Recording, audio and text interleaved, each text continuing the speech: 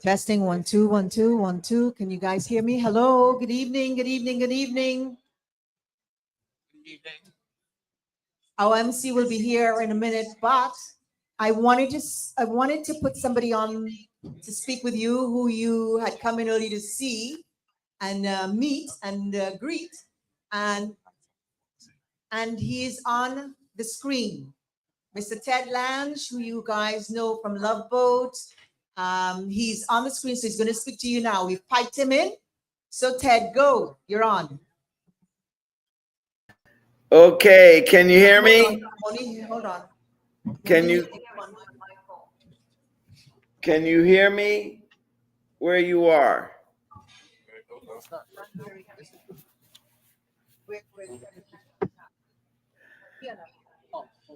Not hearing it to the speakers. Shouldn't we be hearing him? Oh, you know why we're not hearing him? Because, okay. Go back to the music. Testing 1 2 3. And pause. Oh, music. Pause.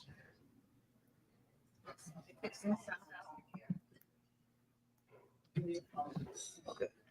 Testing 1 2 3. Change the output from your phone or something? No. There's some sort of something happening. We can hear it on the live. We just can't hear it on the speakers. Right. Yes. Hold on 1 second. Well, we want to Check the output on your laptop. So, The output on the laptop. Should I turn off my phone? Should I turn off my phone? Oh, he's on the phone. Yeah, he can hear it. Yes. You got him, or you still drop it on? You got it? He's in. Okay, We're live. all right. That's On there, just to plug the Yeah, audio. he can talk while we put it to the speakers. We'll get it in 1 second. So, oh, heck. Go to that. Yeah, with that. All right. That's still.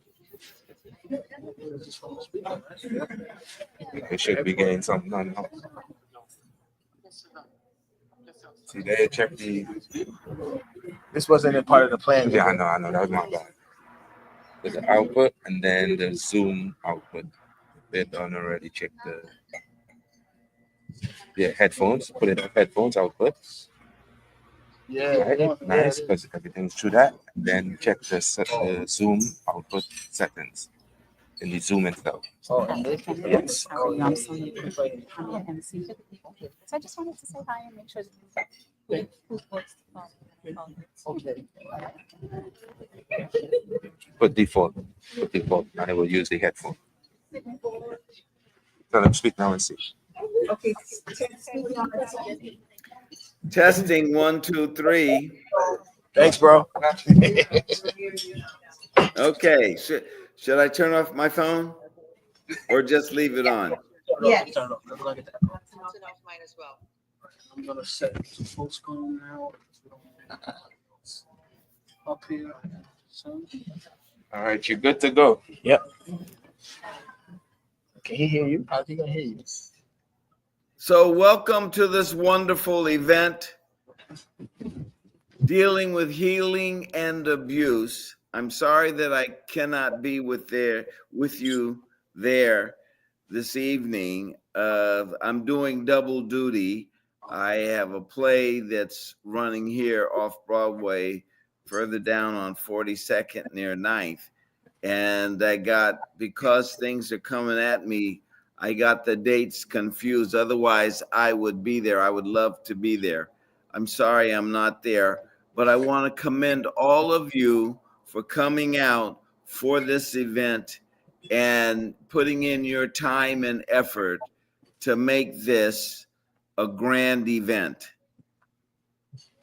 All I can say to you is good luck, and I support what you're doing.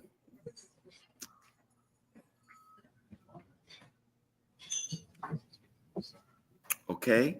Yes. Okay. Thank you very, very much for being piped in and for taking the time. I know you're going to be getting involved in the direction of that beautiful play, Lady Patriot, which guys is great. I saw it. It's fantastic. Go see it. 42nd Street, Theater Row between 9. Any questions? I wish I could hear you. I can't hear you, so I don't know.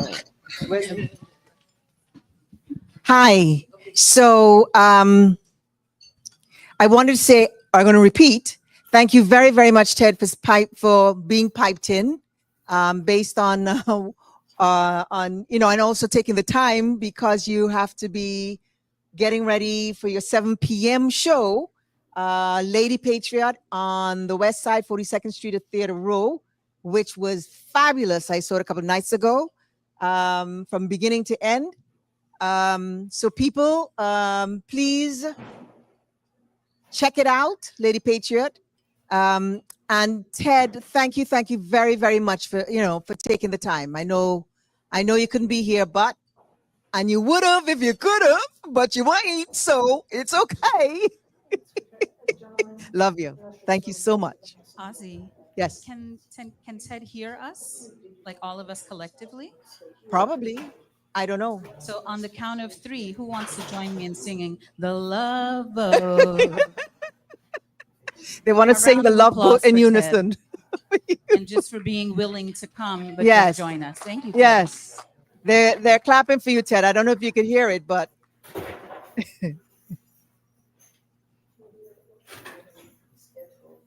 I don't know if you could hear. So, Ted, thank you. I don't know if you could see me, but you can't see me. You can't see me. Okay. So, yeah. So we'll talk again soon. Thank you very much, Ted. Love you. That's it.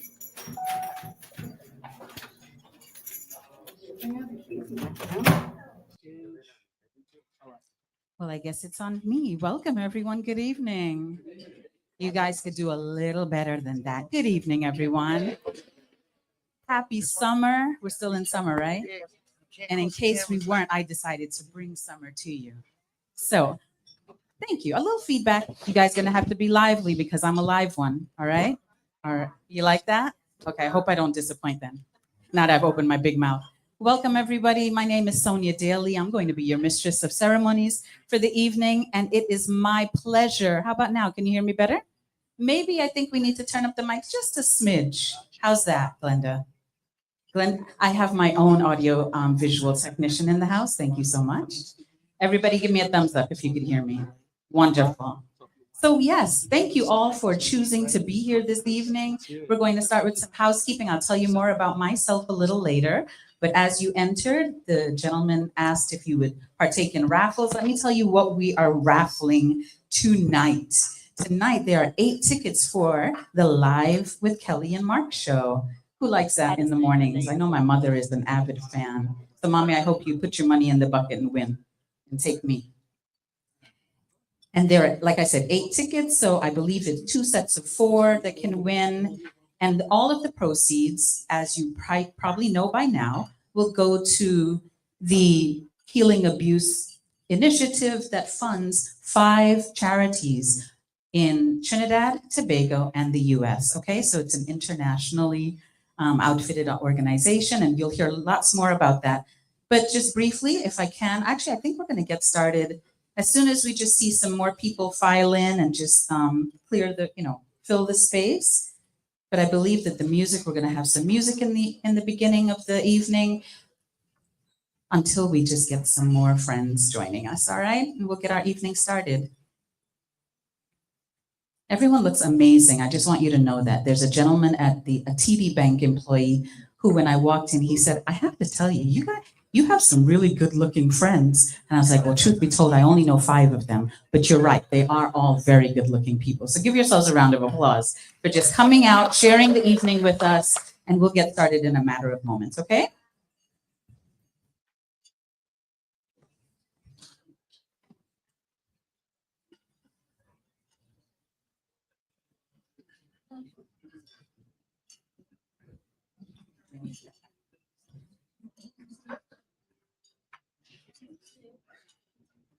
he's supposed to start.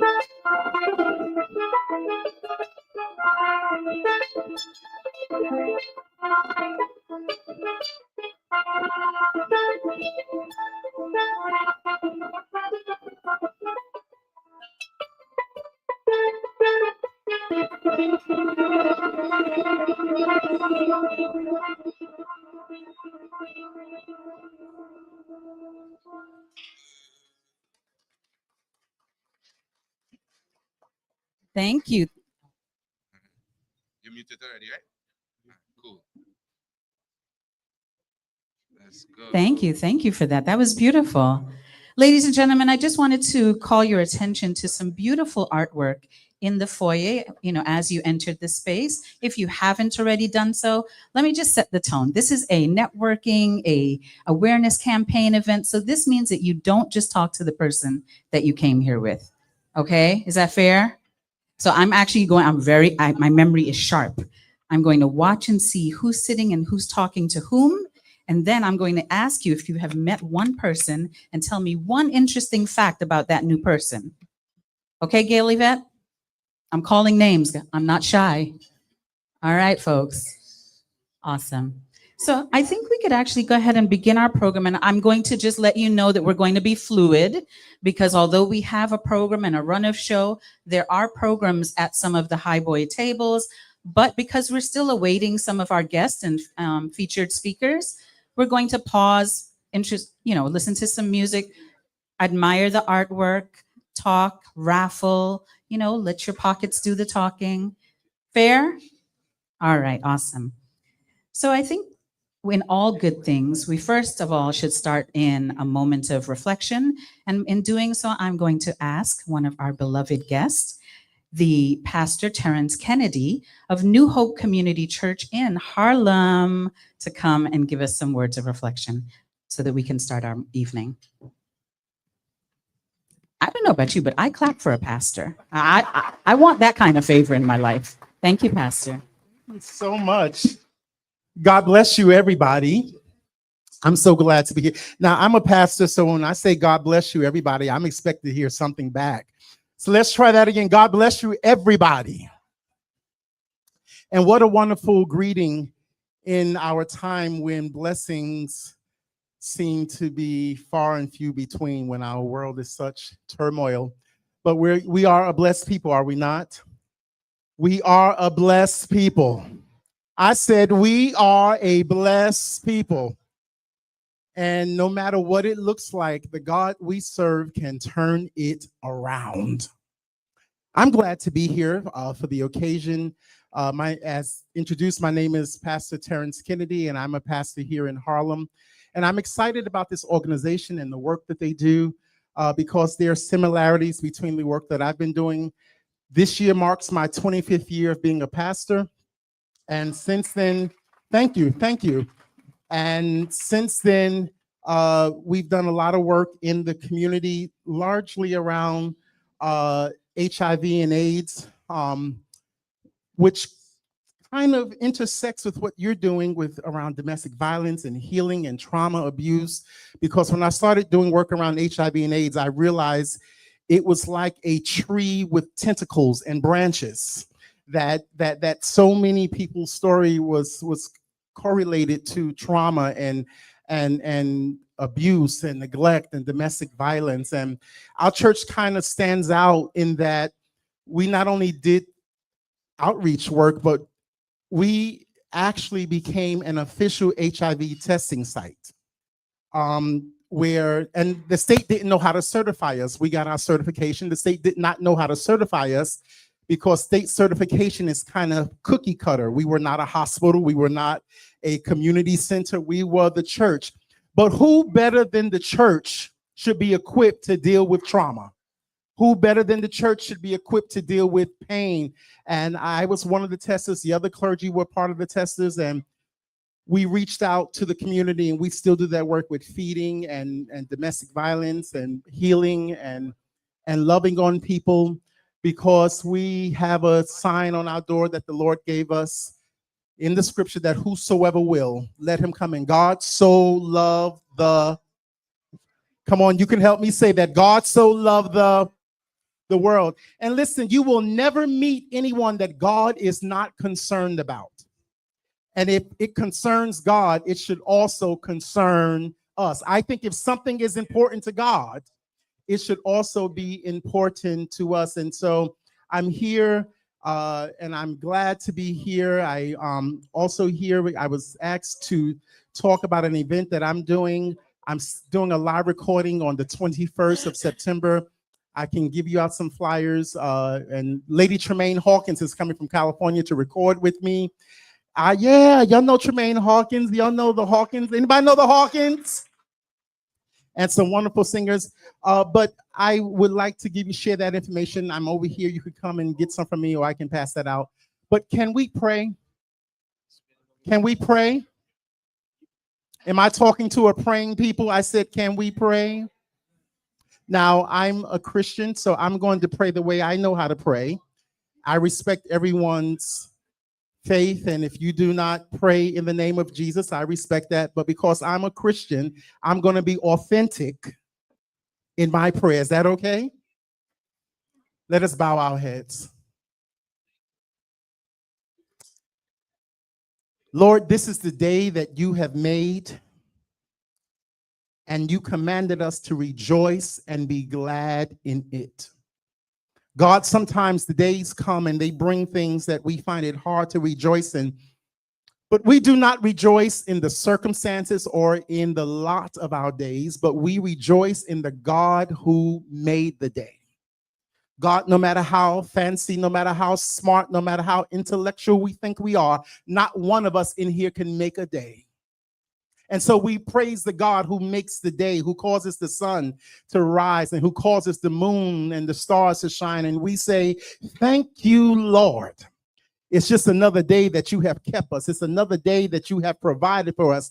That in the world where the uncertain is prevalent, God, you made a way. And sometimes, God, we have to be honest, you made a way out of no way. God, sometimes I know we're dressed up and I know we have on our fine clothes and the faces are beat, but God, sometimes people just don't know what it took to get us here tonight. And so, God, because you care about us and because you love us and because you love us with an everlasting love, we say thank you, Jesus, for bringing us all the way. And now, God, we pray for people everywhere. We pray for this organization that does the work. We pray for every hand that's extended to this organization to help them continue doing the work. And we pray for the hearts and the people that they touch. We pray for survivors. Lord, if it had not been for you on our side, I don't know where I would be and I don't know what I would be, but God, thank you for being in my corner. Thank you for being on my side. Thank you, thank you, thank you. If I had 10,000 tongues, I couldn't say thank you enough. And so, God, as this event goes forward, I pray that you bless everyone here collectively, but also, Father, I pray that you bless people individually. God, I understand that we come into gatherings and we smile, but people don't know what we deal with when we go home. And so, God, what I'm asking you to do is something unique tonight. God, would you bubble wrap your people in your peace? Things that we want to keep from being damaged, we bubble wrap. And God, you have a heavenly bubble wrap. You have a divine bubble wrap that you can keep our minds in perfect peace. God, you're God of the storm. You're God in the storm. And when we come out of the storm, you'll still be God. And so bubble wrap your people in your peace and remind us that you promise us that if we keep our minds stayed on you, you will keep us in perfect peace. We give you glory. We give you honor. We give you praise, not only today, but for the rest of our lives. Bless every presenter who will come. Bless this MC. Bless these hosts. Bless everyone who's here and those who are coming. We ask that your hand will rest on this event and that when we leave here, our testimony will be, we were so glad we came. In the strong, in the mighty, in the wonderful, and in the saving name of Jesus, I pray. Let the people of God say amen. Come on, say amen again and amen. Thank you so much. We could give it up to the pastor, please, because it's always good to give God praise, no matter who you believe in, right? So thank you so much, Pastor Kennedy. So I was a little remiss in not sharing the actual, hey, welcome, don't be shy. So I'm going to notice people that I'm friends with, and I'm going to call on you to come on in. We're going to fill this space, and you know, who's Jamaican in the house? Only one Jamaican in the house? Really? Okay, I see 2, 3, come on, no? Let me guess, it's a Trini house, right? Is that what's happening? All right, but I do know that we're Lickle, but we're Talawa. All right. So even though there are few of us, let's just, embrace each other. It's going to be an intimate evening. So sit close and just act like you know the person next to you. All right. So we are in this beautiful, beautiful room. I think we all agree, right? Who knew that TD Bank could do it up like this? I love it. I love it. So I would like to call to the microphone one of the gentlemen who made this happen, Mr. Marcus Gonzalez. Where are you, Marcus? There you go. And more than a bank, TD is committed to building inclusive, empowered communities. Here to share why they're sponsors of tonight's event and why they're mission aligned with Beyond the Call is the VP of Community Business Development Officer. Where are you, Mr. Marcus Gonzalez? Give it up to Marcus, please. Thank you, everyone, for joining us tonight. I will keep this very brief. Just wanted to welcome you into our space. This is our flagship location here at One Vanderbilt. The weather is kind of nice outside. You can go outside and enjoy the patio if you like as well. But just wanted to say really thank you guys for joining us today and allowing us to host you in our space. This is a beautiful event. I love the music. I am a full Trini as well, so thank you guys also. But please enjoy yourselves, have a good time, and I'll be around all night if anybody wants to have a conversation with me as well. Thank you. Thank you. Thank you so much. TD is actually my bank. So if I wanted to do an event, do I talk to you, Marcus? Okay, awesome. Awesome. All right, everyone. So I know that not everyone is, really social media crazed, but I'm going to beg a favor. If you could kindly take out your cell phone, those of you who are so inclined. I see a little movement, just a little. So we're here to support Ozzy Stewart and her wonderful organization, yes? And not just her, but the organizations that she is championing for, correct? All right, I need a little bit more audience participation. All right, all right. So I'm going to need you to take out your phone, go to your Instagram, please and thanks. So I'm Guyanese, but I could pretend to be Trini if you want me to. So find at OTC _ podcast and the number 20. This is where the Guyanese accent comes out. So it's 20. And follow her. Because with traction, there's awareness. And what we want to do is just build awareness. Okay.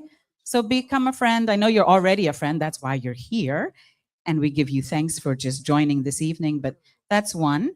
And then later on, I'm going to ask you to follow something else. But before, who had the Polauri? Did any repeat it? Absolutely. So at OTC for on the call _ podcast, common spelling PODCAST, and the numerical 20. You'll see Ozzy's lovely face. Yes? Awesome. Ozzy, you now have 75 new friends. Make sure that you follow them back. Okay, good. Yeah, there you go. Ozzy says thank you. Why do I hear myself? Oh, really? Are you capturing my good side? Okay. Gotcha. All right, let's continue the evening. So, ladies and gentlemen, it gives me great pleasure to introduce our first and our keynote speaker, the one, the only, Mr. J. Andre Laveau, our Consul General of Trinidad and Tobago. By all means, as he walks up the red carpet. So Mr. Laveau serves as the Consul General of Trinidad and Tobago right here in this New York City, representing the nation's interests and strengthening cultural and economic ties with the diaspora, a career diplomat. Mr. Laveau, he is a passionate advocate for Caribbean heritage, community development, and international collaboration, embodying values of unity and cultural pride. I made you sound good, right, Mr. Laveau? Thank you so much for being here. Thank you and good evening. Thank you, Mistress of Ceremonies, who's doing such a fine job.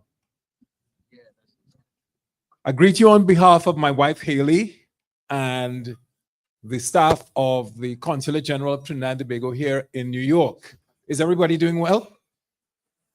Yeah, I am just so pleased to be here because I love dealing with, I think we all, I share this love, I'm sure, with everyone. Just love dealing with authentic people. And I feel so privileged to know Ozzy Stewart. She is terribly authentic.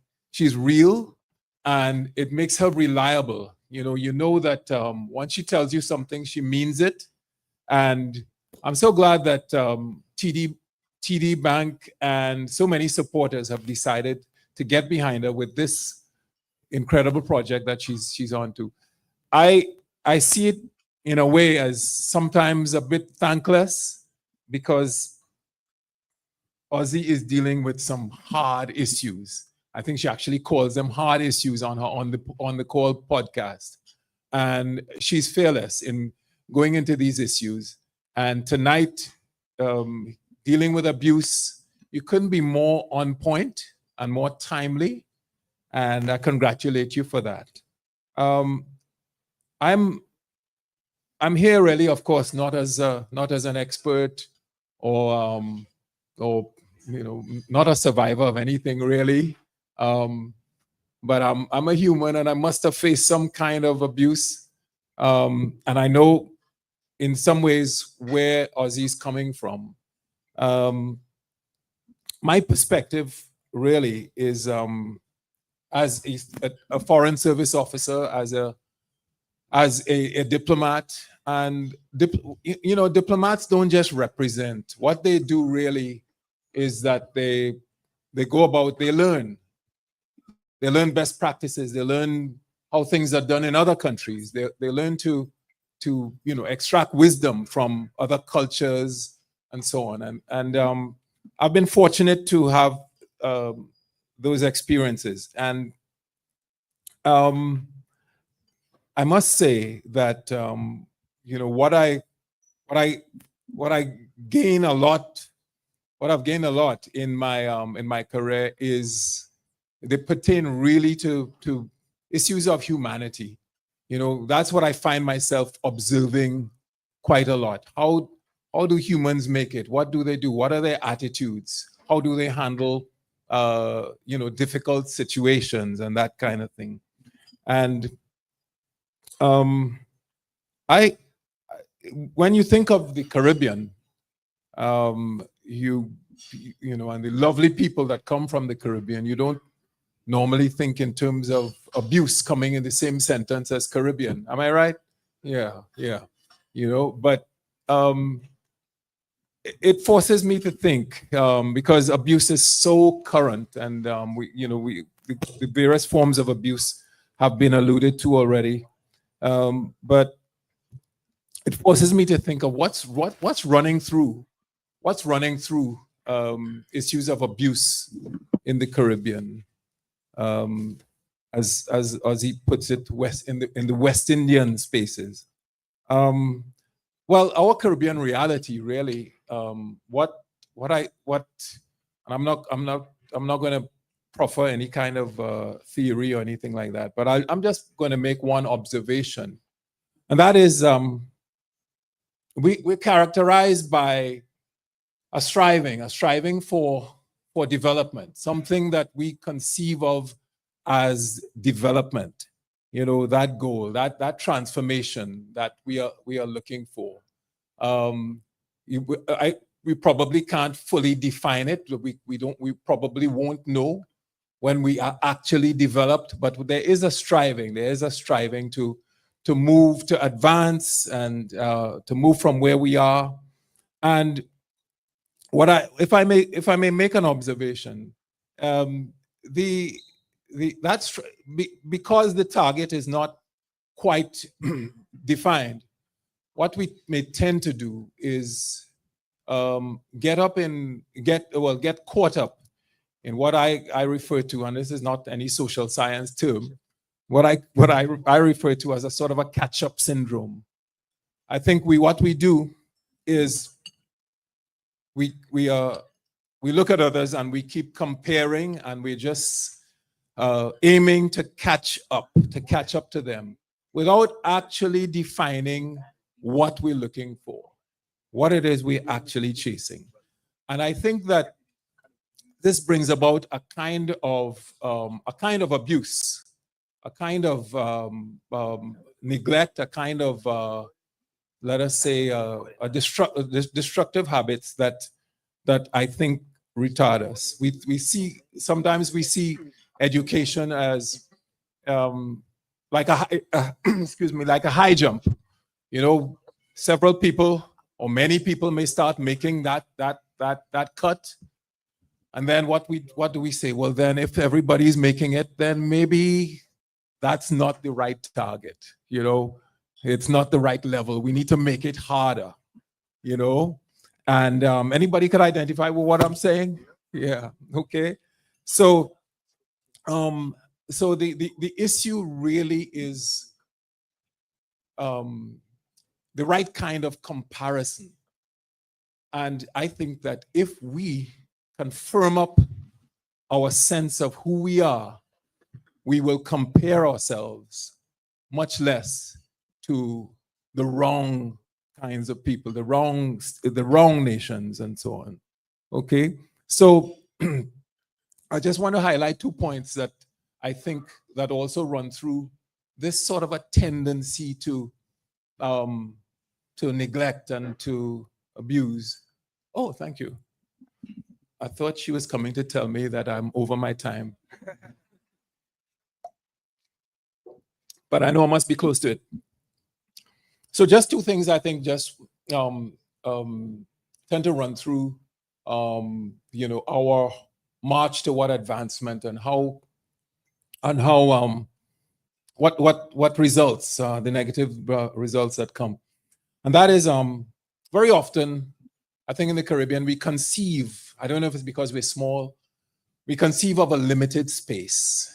You know, we always think that the space in which we have to achieve is limited. So there's, we see somebody advancing and we think that we need to compete against them rather than find our own way, find our own path. Okay, so that's one thing. And the other thing is that, similar to that, is that this notion that someone is always in our way, you know. I think it's a question really of finding, or being taught to find our own way. And that's what I think parents, that's what I think communities need to do. And that's what I think organizations like On the Call podcast, Ozzy and her network really need to do, and they are doing. You know, Ozzy is uncovering issues that really benefit, they grow because of silence, because of our silence. We need safe spaces. We need healing spaces where we can express ourselves, where, there's a sense of sanctuary. There's a sense of the presence of God, where we can actually share ourselves. I think that's what the world lacks. So much of the world lacks. I see so many people, you can feel it. I don't know, you probably work in spaces, you're parts of organizations, even churches. There's so much pain because there's so much silence. If we could be better listeners, listeners not with our ears, but with our hearts, truly sharing ourselves, truly sharing our time, not just our money, but our time. I think that abuse would be dealt with in a much more decisive way. But the march continues. Ozzy, you have our full support at the consulate. We'll do whatever we can, okay, to continue making your podcast what it is. And I must take time to recognize Dr. Clegg on here. Good to see you. Surprised to see you. We didn't know you'd be here. I had the distinct honor of presenting you with, and it was my honor more than yours, believe me. And I know it was important to you, the AFUE award for your achievements, and continue what you're doing. Everybody, God bless you, and thank you.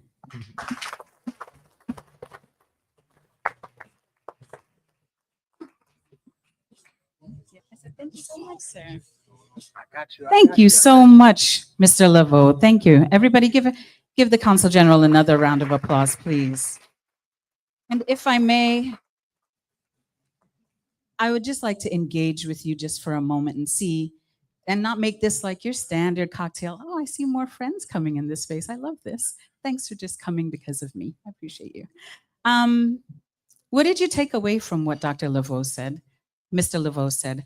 I mean, what I took away, and I'm hoping that someone will engage with me and just, shout out and answer.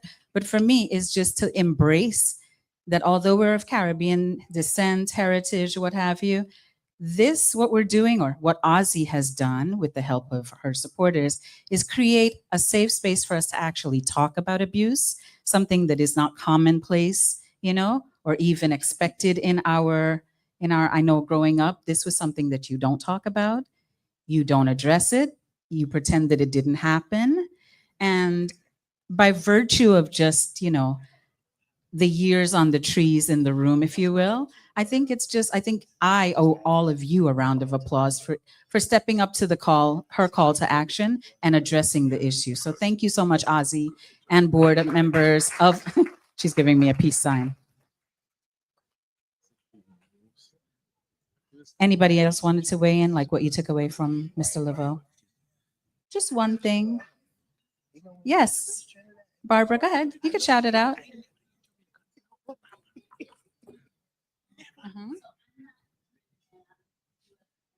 Barbara says she's not Caribbean. She's US born, but she says this is universal.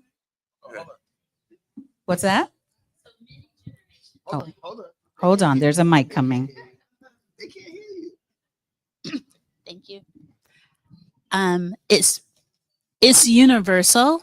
So I think any of us, we are all from, Mother Africa, right? Mhm. So the experience we're having is a collective thing, regardless of where we were deposited. I'll say it that way.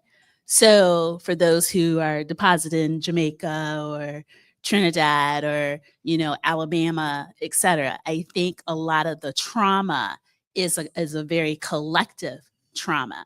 So in, my culture, being US born, we don't talk about abuse, yet you saw abuse take place. When I went to Ghana as a Peace Corps volunteer, I saw abuse and I couldn't do anything about it.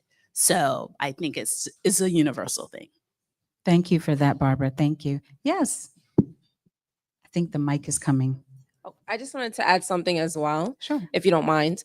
And so I love the piece about comparison, because when someone is dealing with abuse, they can have a comparison in terms of comparing themselves to other people Mhm. and what they think is normal. But there can also be a comparison to the image or the hope of the life that they thought that they had, that they were going to have.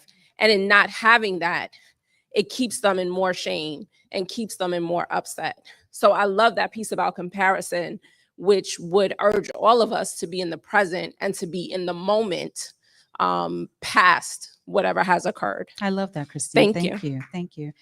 Mr. Levote, I just want to make you present to something, that we're listening and that we listen to you, Do you know what I mean? Like we really like let that sink in, your message. So thank you for sharing that. And I think we will call, yes, please, another round of applause. It's all good. Did you want to say something, ma'am? Yeah, one last comment, and then we'll just continue with our program, okay? If the young lady with the beautiful glasses could have a mic, awesome. Thank you. I thought it was interesting because I never think of abuse and trauma Mhm. as connected. Mm, They're obviously related, mhm, but they're independent mhm. and they're interdependent. Mm. And to hear him speak from a male perspective, a Black male perspective, where there's not always a space for men to talk about their feelings Mhm. and their experiences, I appreciate hearing it, because automatically when we hear abuse, or when I hear abuse in this country in particular, you automatically think women, Mhm. right? Or you think domestic violence or one specific type of abuse. But in this space, it's not singularly cultural, Mhm. right? Because it goes across cultures, Mhm. and it's unisex or Yes. multi-sex or Right. gender free Right. based. Mhm. So I appreciate that, because had he not said that, I don't think I would have given it thought. So I Mm. appreciate him expressing it from his perspective. Thank you. Thank you for that. And let me just say this. While Mr. Laveau's words came from him, I believe in energy and spirit. And I just want to share something that Ozzy shared with me when asking me to be the MC. She pointed that out, that was something particular. So it's almost by spirit design that she wanted the focus not to be solely where our mind goes, that abuse is correlated to women, that we all experience some level of abuse, and hopefully, we are in this space to heal from that. And I'll talk about it later when I lead us in a little meditation, but I would like to think that we're all light bearers. Do you know what I mean when I say that? Right? You come into a space and you bring light. You bring light to your family, your friends, and so forth. So it's not by happen chance that we're all here tonight. Good? Awesome.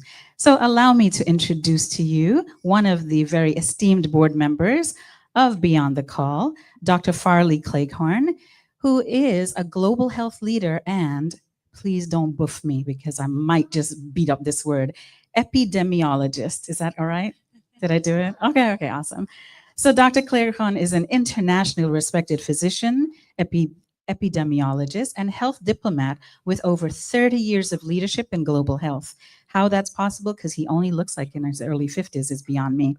His expertise brings a global lens to healing, resilience, and community empowerment with programs across Africa, the Caribbean, and right here in the US. The mic is yours, sir. You can clap, it's okay. Thank you very much. Thank you so much. That was flattery of the highest order. You know, flattery gets you everywhere. I want to say thank you and hello to everyone. Thank you to Ozzy. Thank you to my fellow board members. What Ozzy is doing, you know, beyond the hard issues that we're talking about today, Ozzy started off by elevating Caribbean achievement. That's really how she started. And I actually didn't meet Ozzy until a couple of years ago. And I was talking to her aunt, Carol LaChapelle, in Trinidad, and she said, "Oh, I've got a niece." And I thought her niece meant, you know, a relatively young person. Ha ha ha. But she's older than me. Ozzy has been laboring in the trenches for a long time. And, you know, as Caribbeans, we, of course, love to get together and we love to have good food and good drink and have a dance and laugh, talk, have some music. But we're not good at banding together, supporting the people that are trying to do good in our communities. And part of that is, of course, we're facing really a very strange environment in the US today. We are facing all kinds of issues. And I will not get political, but you know what I'm talking about, right? We are facing erasure, essentially. And this applies not only to Caribbeans who are of every stripe, every language, every creed. It applies to anyone who is not of a certain, shall we say, hue and persuasion. And New York used to be the place where Caribbeans came to do good, or rather to do well so they can do good. That's how it was. And Caribbeans do very well when they come to the United States because we educate them and we send them off. That's what we do. I use my own example for that, which is we come to the United States and find that we could rise with the best of them. And then we have to give back. That's the other thing we're not so good at. So I want you not only to open your hearts to what Ozzy is trying to do, but to open your wallets when it's appropriate. Whether you have $10 or 20, you might have 10 million, I don't know. But we have to do for each other. And that's what Ozzy is trying to do. One of the most impressive things that I found out when I first met Ozzy was that she was recording the stories of Caribbean achievement.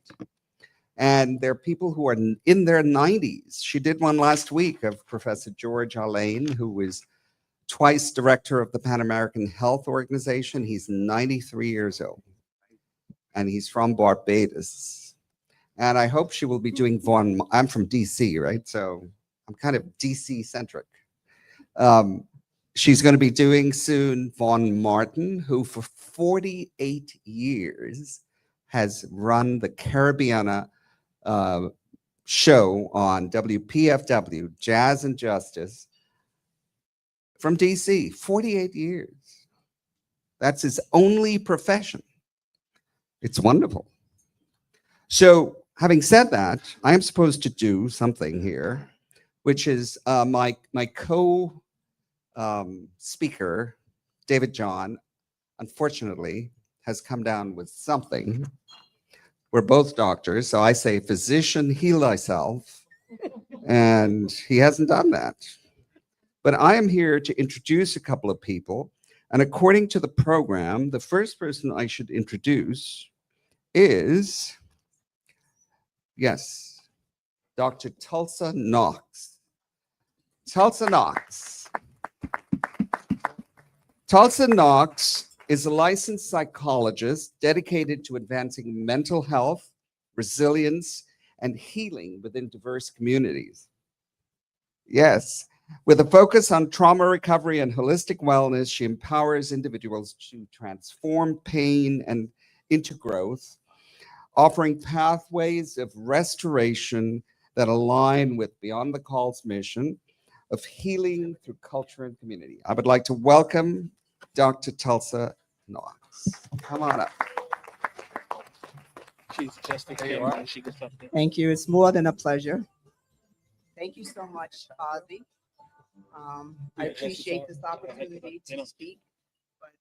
Yes, to speak, but it's going to be speaking to our resilience, because I think all too often when we think of abuse, we think of succumbing.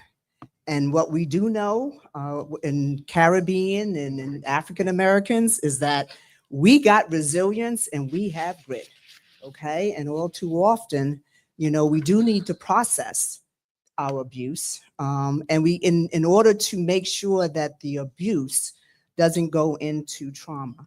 So just a little bit about me. I am a clinical applied psychologist out of NYU, and I've been doing this for more than 20 some odd years. I consider myself a radical collaborator in terms of helping people to help themselves. And there are many different modalities that I try to use because I think it's important that we individualize this thing called healing, because we know that it's not a one-shot deal. So just to kind of delineate what we're talking about abuse, which is the act. What usually becomes the challenge is when it transfers into trauma. You know, we've heard about trauma, and trauma actually makes its way into the body. And so when we think about the prevalence in some of the diseases that we have, which is the blood pressure and the cardiac and all that, you know, I'm here to say, let's take a step back and look at within ourselves how we are processing what I call gravity issues, which has started since the 1500s, okay, when they started to subjugate persons that I call pigmented, okay? And so I think it's important that we realize that we can have self-determination. I'm really, it's an important kind of concept that we have, that we realize that, you know, it's sort of like what I say, even to those that have certain disorders like ADHD, you might have challenges with your attention, but it doesn't have to have you. And so it is not just individual, it is definitely a community in which we get to see how do we come together, especially since we're in this trend that we find where we're now trying to relegate it back to where it has been. And we get to stick together in many different types of ways in terms of coming together when we talk about community. We're talking about, you know, there's another psychologist out of Pepperdine University that speaks to emancipation groups, you know, where when I think about this group here, if we can have these different kind of support groups, because just think about it.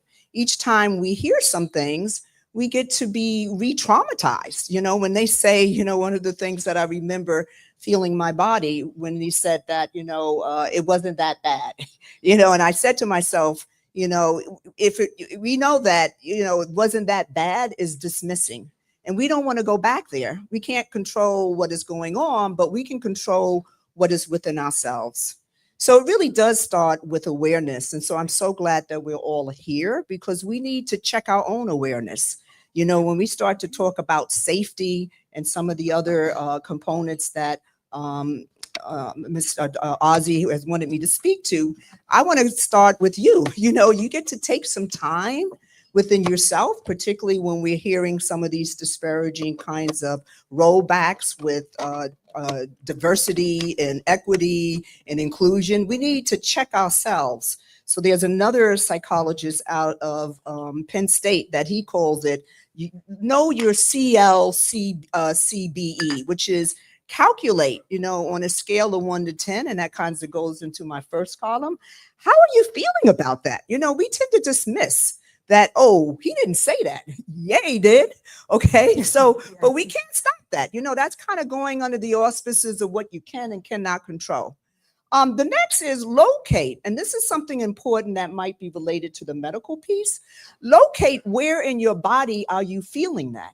Okay. Because when we dismiss that, you know, we get to start to chip away at this thing called these different kinds of high prevalence and medical conditions. So we need to locate. And then we get to really be mindful of what are we communicating in our heads in terms of how we're taking that in. What is our self-talk? You know, because a lot of our self-talk is that this is going to be something that is going to be coming back as coming after us. We get to kind of get back to that. And more important than that is, you know, we got a natural circuit breaker in our body called the vagus nerve. And I know you know about that. Okay. And what that is breathing. Okay. So even when we're in these spaces where we're hearing these disparaging kind of comments, if we can calculate in our bodies just how are we feeling about that on a scale of 1 to 10? If we can locate it, you know, I'm a big practitioner, you know, as a CPT therapist of this thing called on a scale of 1 to 10, where are you feeling that? You know, do graduated relaxation techniques so that you could become acquainted with your body. And then what are you saying to yourself? You know, Ozzy talks a lot about stories, narrative stories. You do get to also look within to speak to what is your narrative story? Check in on your narrative story, you know, and especially as you get past that reset that I'm advocating that you consider to do with the breathing. And then, of course, exhaling. So it's breathing to the count of 4. You know, we got to figure out how to do it. We get to hold it to the count of 4. And then breathe out to the count of 4. And do that at least 4 cycles. And then when you check into that score that you had initially with calculating, you'll know whether or not you need to do another round. Okay? Because if ever we need to do that, considering that we're only, I estimate to be maybe 275 days in this trend that we're in, that means that we got 365 times 3 plus the end of this year. There's a lot of calculating, there's a lot of locating, and a lot of communicating within ourselves. And Lord knows it's free. A lot of breathing that we're going to need to do, okay, in order to be able to keep this moving. And so we also, when she starts to talk to me about understanding and validating, we got to realize we built this country, okay? And so they can say whatever, but know your heritage. Okay. And then at the end of the day, when you know your heritage, you can listen, which is, I have this kind of poster on my my laptop, which is you can observe it, but don't absorb it. Okay. Huge, huge. And sometimes that's that affirmation. So build your second column. You know, my first column is the awareness and the calculated and whatever. Build your actual your resilience, your coping strategies. If ever we need to come into this place and this trend is coping strategies. And that's within yourself so that you can share it with someone else. Okay. And that kind of goes with the emancipation groups, because we are free, but we have to be free within our heads before we can be free on the outside. So reclaiming the identity and the strength. You don't have to be. Everyone that has been abused doesn't necessarily end up in a post-traumatic stress situation. But if you don't check these points, and this is not just like a every now and then, you know, maybe towards the end of your day, have a conversation with yourself, you know, after you do the praying, you know, because Lord knows a lot of times that actually helps to reset. Then check in with yourself and make sure that you're recognizing what are you saying to yourself as a result of what you're hearing, and the rollback. And so the role of culture and healing, and as far as I can see that I want to share with you, is to remember, been there, did that. Okay. We actually have been through the civil rights. We did the walk. We're probably going to walk again in another 4 years. Okay. But remember, once you can do it, it's called muscle memory. You can do it again. Okay. And that's where resilience comes from, which I am so blessed to be a part of, the Caribbean, African, and all of that, because it's in my DNA. Okay. It's in the DNA. And you get to remember that this too shall pass. So in closing, I want to quote Maya Angelou, because I think she said, make sure you have a closing quote. And this to me is very apropos to what we're talking about. And Maya Angelou said, one isn't necessarily born with courage, but one is born with potential. And without courage, we cannot practice any virtue with consistency. We can't be kind, true, merciful, generous, or honest. So Maya quote is a reminder of the potential each one of us have, not only within ourselves, but our ancestrally history. We've been here, okay? And then that's probably why they're challenged, because they know we've been here, did that, and there is no stopping us, and there's no stopping anyone that is, I don't like that what we talk about with them against us. We are one, we know we are one. When we think about the history of race, that's man-made. Okay, what separates us is our blood type. You know that, okay? So I would not listen to the hype, but I would continually check in to the narrative that I'm saying to myself. Okay? So glad to be here. Thank you.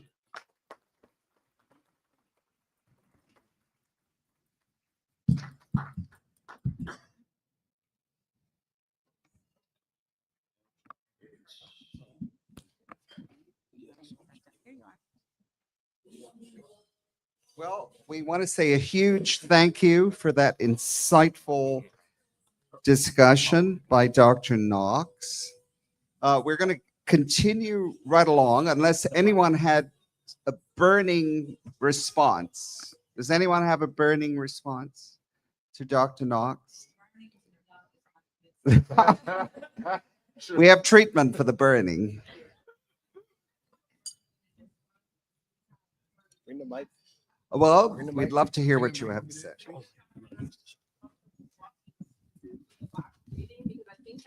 Hold on. Oh. If Dr. Knox would feel comfortable walking us through the box breathing, because I do think it's instructive for individuals to feel it, to know what it feels like as they leave from this place, if she feels comfortable. So I think it's a question about breathing as an exercise in coping, whether you want to walk people through that, or do we have time? I have to ask the mistress of ceremonies. Let's do it quickly. You can do it from down there. Like, breathing is inherent. It's a part of what we do. We get to kind of figure it out in terms of, is it working? But what's important is to hold it, because we want to get the oxygen to our brain to be able to, and you can chime in on this, the reset. Like I said, we have a natural circuit breaker in our body. And so when things are going south, we get to exercise choice, which is also a religion in a way, but we get to take over that. And you can breathe anywhere. You can go say, excuse me, go to the bathroom and do your 4-4-4. So it is important that you go through the cycle of either it could be 4-4-4 or it could be 4-7-8. What's important is how your body is processing it. Okay. And then the other coping strategies is which we get from, our spiritual piece is affirmations, and that comes from your narrative. What affirmations are you telling yourself? One of my favorite is, Forgive them because for they know not what they do or say. Because when I think about one of the prophets that they basically paraded on that Sunday and killed him on that Saturday, to think that he was saying that as he was transitioning, which is forgive them what they say, do not know what they say or do, that allows you to put into context that it's not you, it's outside of you. Okay. And you can't control that. So when you're saying that over and over again, when they're talking and saying some disparaging thing, they become Charlie Brown's teacher. Do you remember Charlie Brown's teacher? Wah, wah, wah, wah, wah, wah, wah, wah. Okay, because we get to insulate our bodies so that hopefully we can start to take down some of these prevalence that we're getting in terms of illnesses. Thank you, Dr. Knotts. One other way in which you can reset your breathing is by deep exercise. So you're gasping for breath, having a good cry, you know, whether it's in a movie or a joyful cry is better than a sad cry. But anything that makes you gasp for breath will reset your breathing. Try that. When you see someone who's physically attractive, when you see some good food, take a deep breath. Yeah.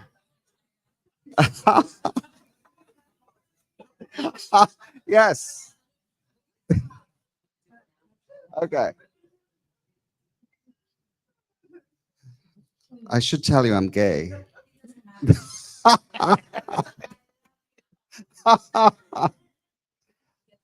Oh yes, it's like the gasp reflex, you know, you pull it in and you can't let it out, and then it comes out.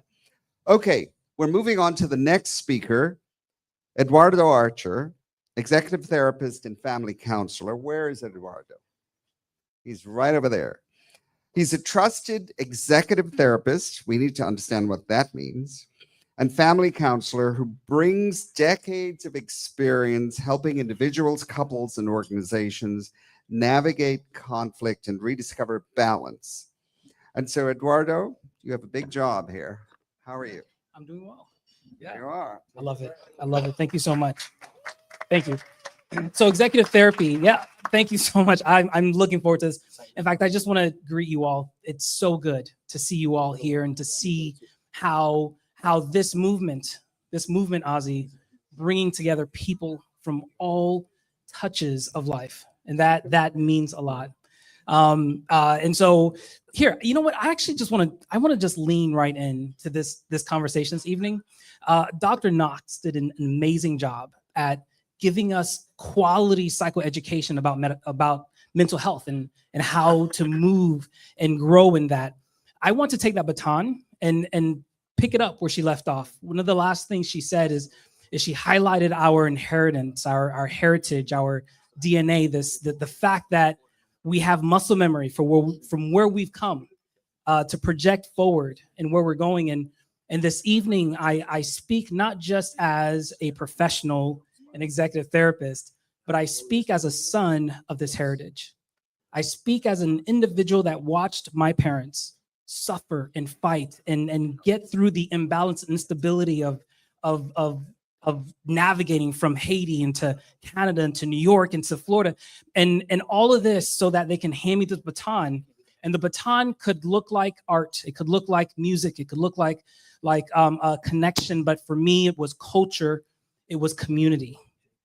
And I want us to agree on something, which is the fact that, y'all, at our core, we are not fragile. Yeah, we're dealing and navigating healing, abuse, and we need to. But because of where we've come from and where we're going, we agree in the space that we have strength inside of this space that we are because we have community, right? Now, that also reveals the weakness. You okay? Ouch. Okay. Yeah. Yeah, we'll take care of that. Yeah, the strength in our community also reveals one of the threats that we have to deal with, which is isolation, right? the pursuit of our goals, the pursuit of all these things with in a place of isolation. So here, I want to do a quick just mental exercise. This is something that I would do for my clients, right? And you're gonna hate this. You're gonna hate this, but I'm gonna take you somewhere with it. Okay? I want you to ask yourself this question. I want you to pay attention to what emotion comes out of you when I ask you this. Okay? What if who you are right now is as good as you'll ever get? What if you don't get any richer? You don't get any smarter? You don't get any healthier? This right now is peak version of you. Yeah, when I first heard this question, it pissed me off. I didn't like it. I don't want to deal with it, right? After I got through the anger, what happened to me is calm, because I had to now look around in my life and see who's around me, and to see like what I had, the things that I wouldn't trade for the world. But I also had to face my ambition. I had to confront my ambition, because I realized that, guys, I'm not sure I know how to be happy unless I'm getting something done. I'm always trying to promise my future tomorrow to make up for my lack today. And that's something we have to pay attention to, because if you don't know how to be content, how will you ever know what it feels like to be fulfilled? Contentment, fulfillment, those are very present living words. They're not future, they're not potential. Contentment. And so what we need to do is confront those areas of ambition. And one of the things I want to speak to the men in the room and just encourage you all. I have two of the men in my life that always show up, my uncle and my father. And if it's a wedding, if it's a funeral, if it's a big milestone, they're there. They're there in the background taking pictures. And I want to invite all the guys in this room. And the reason they do that for me is because I'm a part of their inheritance, right? I'm a part of their story.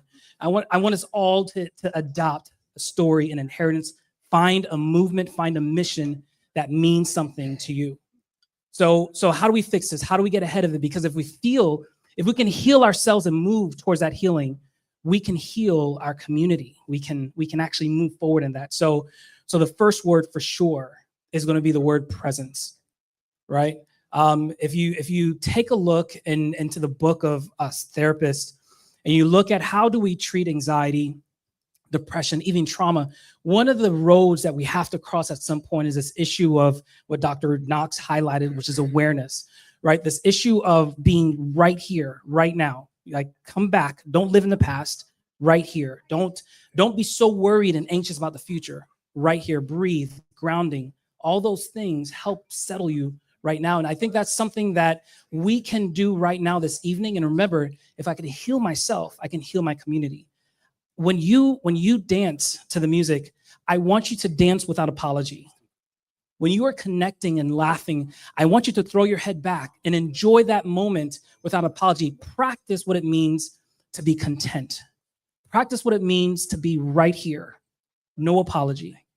And then the second thing I want to highlight is this issue of mission. We need to give our ambition something worth the trouble, right? The only things worth actually doing, giving your life for, are things that will outlive you. And I want you all to be thinking about that. Like, what is it that I'm investing? What am I investing my ambition towards? Is it myself in isolation, or is it community, right? Is it heritage? And I want us all to reach for something bigger that's going to outlast you, that's going to be way bigger than you. Look at all the work happening with Beyond the Call, all those big missions that you can press yourself into and know it will outlive you. Yeah. And so I think with that, with a real sense of presence without apology, with a real investment of my ambition towards something that matters, we together can arise and heal ourselves and heal our communities. Yeah. I really appreciate you all. Yeah.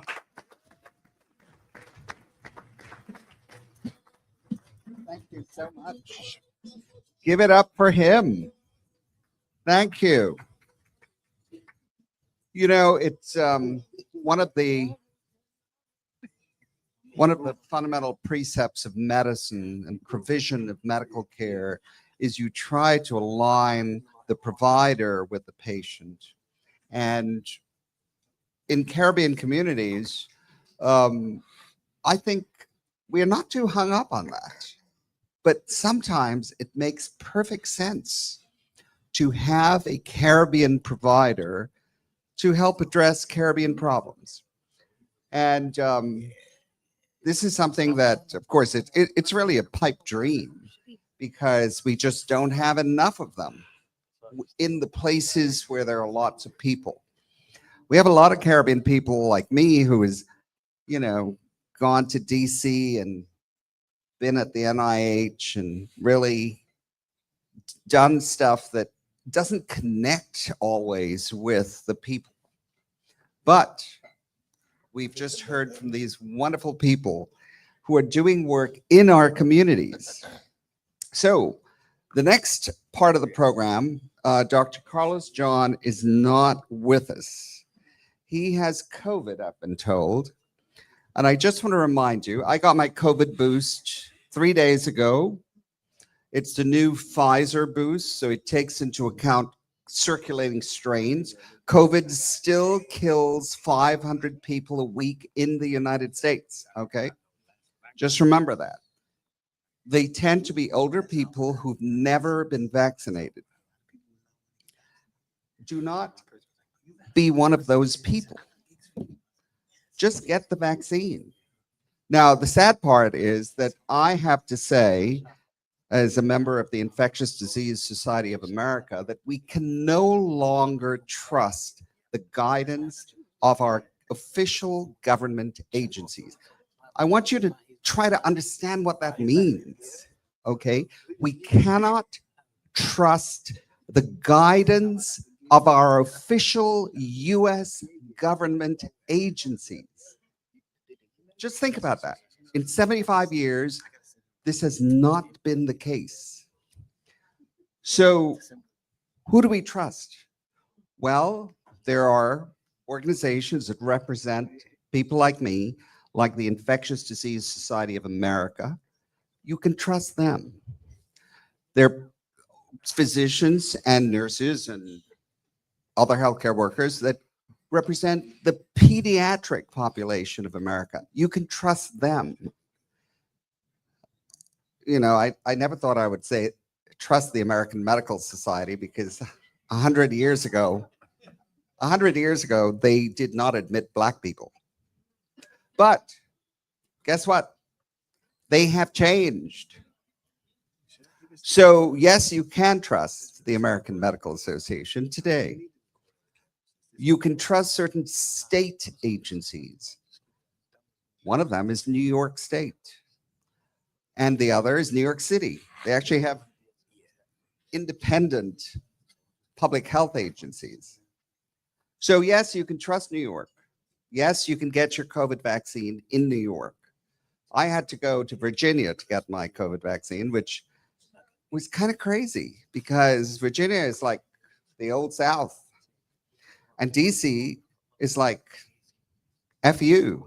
But Congress will not allow the vaccine to be given in DC until the ACIP committee, the Advisory Commission on Immunization Practices, approves the vaccine. And Kennedy Jr. has decimated that committee. You see where we're going with this? Okay. So I'm telling Caribbean people, get your COVID vaccine, get your flu vaccine and your COVID vaccine. Be prepared for the winter. And shingles, but yeah, of course. I can give you a long list. RSV, shingles. So people think that vaccines are for children. Vaccines are for the entire life course. And as you get older, you need vaccines that you never needed before. One of them is shingles. There you go. Not nice to get, but protects you for life. Okay. I want to introduce Dr. Wayne Brown. Dr. Brown, is that you? Okay. He's frowning. He's not sure. He's happy yet. He's a wellness innovator founder and creative architect whose career spans positive psychology, youth advocacy, technology-driven solutions, known as the Optimistic Mastermind. That's quite a title. And the Peace Warrior.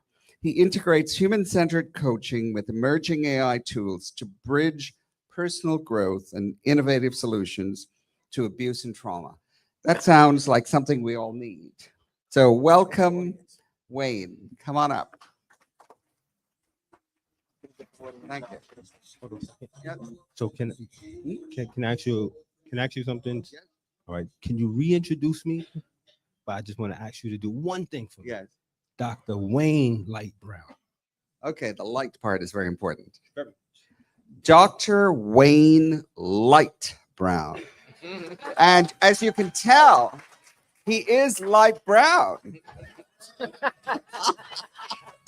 So compared to me. all right. Man, you know, I had this plan completely different in my head before I came up here.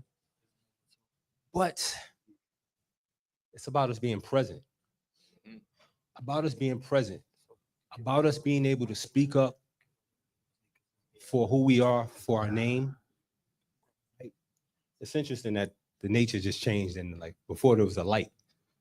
So me and Ozzy spoke about this. I was supposed to come up here and say, excuse me, can someone please turn the light on in the room? No, serious. Can someone turn the light on in the room? Brother, you over there, smooth jacket. Turn the light on. Excuse me, elder. Light. Somebody. Light. How many times have we been asking for someone to turn the light on for us? Show hands. 1978, I was born in Presbyterian Hospital, born with a disease called Hirschsprung's disease. Other doctors that's in here, people know that. In 1978, I was one of those miracle babies. But prior to that, I'm gonna let you know, I was full of crap when I was born. My large intestines had a hole in it. Fecal matter was leaking in my body. So if you look right here, have a happy face. That's what my son calls it. But prior to my birth, my conception, it's kind of like an immaculate conception. That's what my grandparents said. That's why the light part is very important. So we all have parents, right? Everybody has a parent. Some people every individual in this room came out of a womb. Maybe some individuals don't know the contributing partner, the sperm part. People have that abuse, that trauma story. That's heard. But the difference in the unique part was I was birthed by two non-traditional parents. My parents, by today's definition, would be considered transgender. Now, as an Afro-Caribbean Latino man, having a drag queen father all my life and a masculine identifying mother who, by the way, was incarcerated 34 years out of my 46 years of life, all my life. Now, is that not a whole list of... Somebody please turn the light on. Right? There's people in this room that I see. Shout outs to some of my people in the room. They've been in personal development rooms where people looking at me like, who's this guy like? This guy from Harlem. This individual, that thug. Right? Someone said, fix your face. My face has always looked like this. I'm focused, man. Right? I'm focused. But every day I'm choosing my life. Every single moment. So the ancestors put something in me to be here, not as a savior, but to be an example for now. To be in this space. Or my Trinity family in the room. My son right now would be here, but he's with his Trinity godmother. If some people might have saw at the table, I got misty eye for a second because my Trini brother from college that just got released from prison, that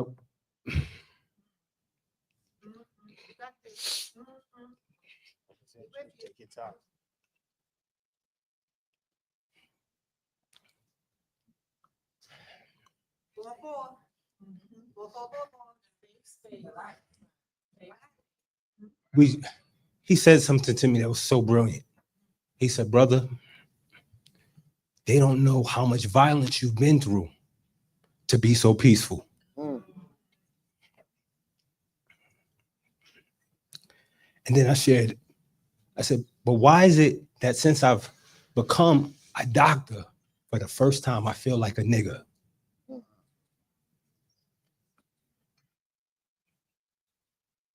You guys see? And I told my mentor, Dr. Norman Chambers, who debated Abraham Maslow.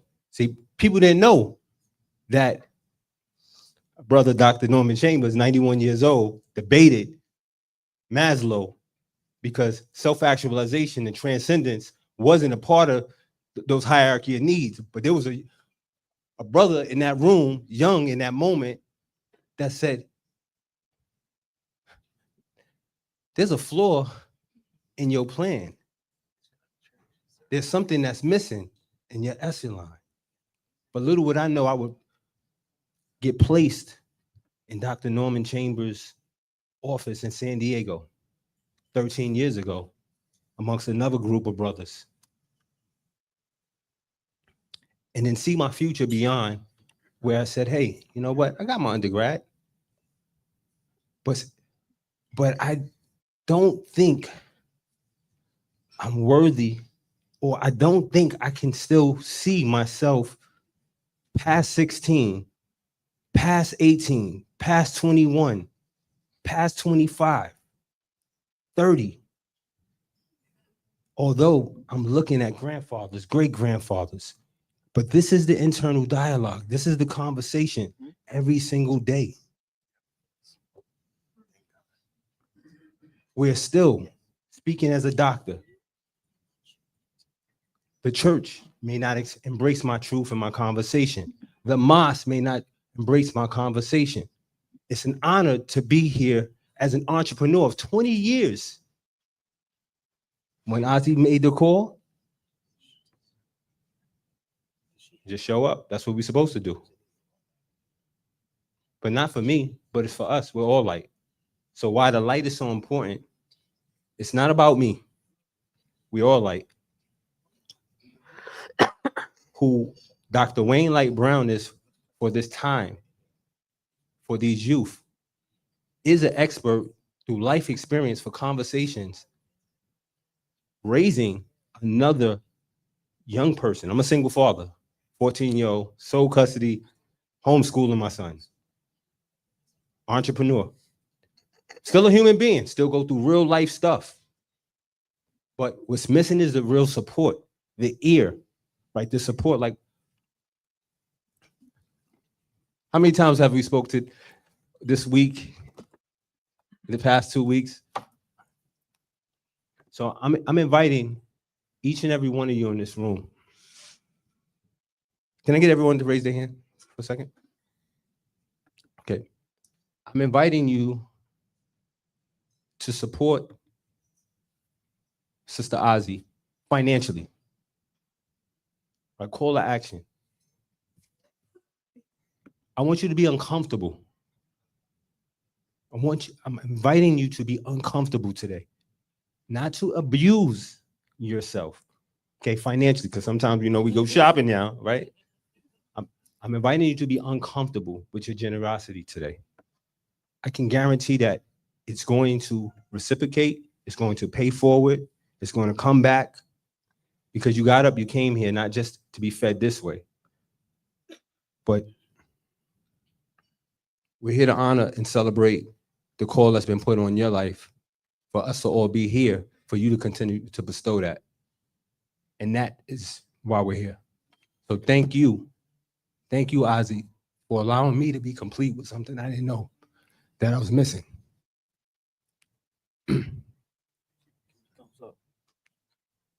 Thank you.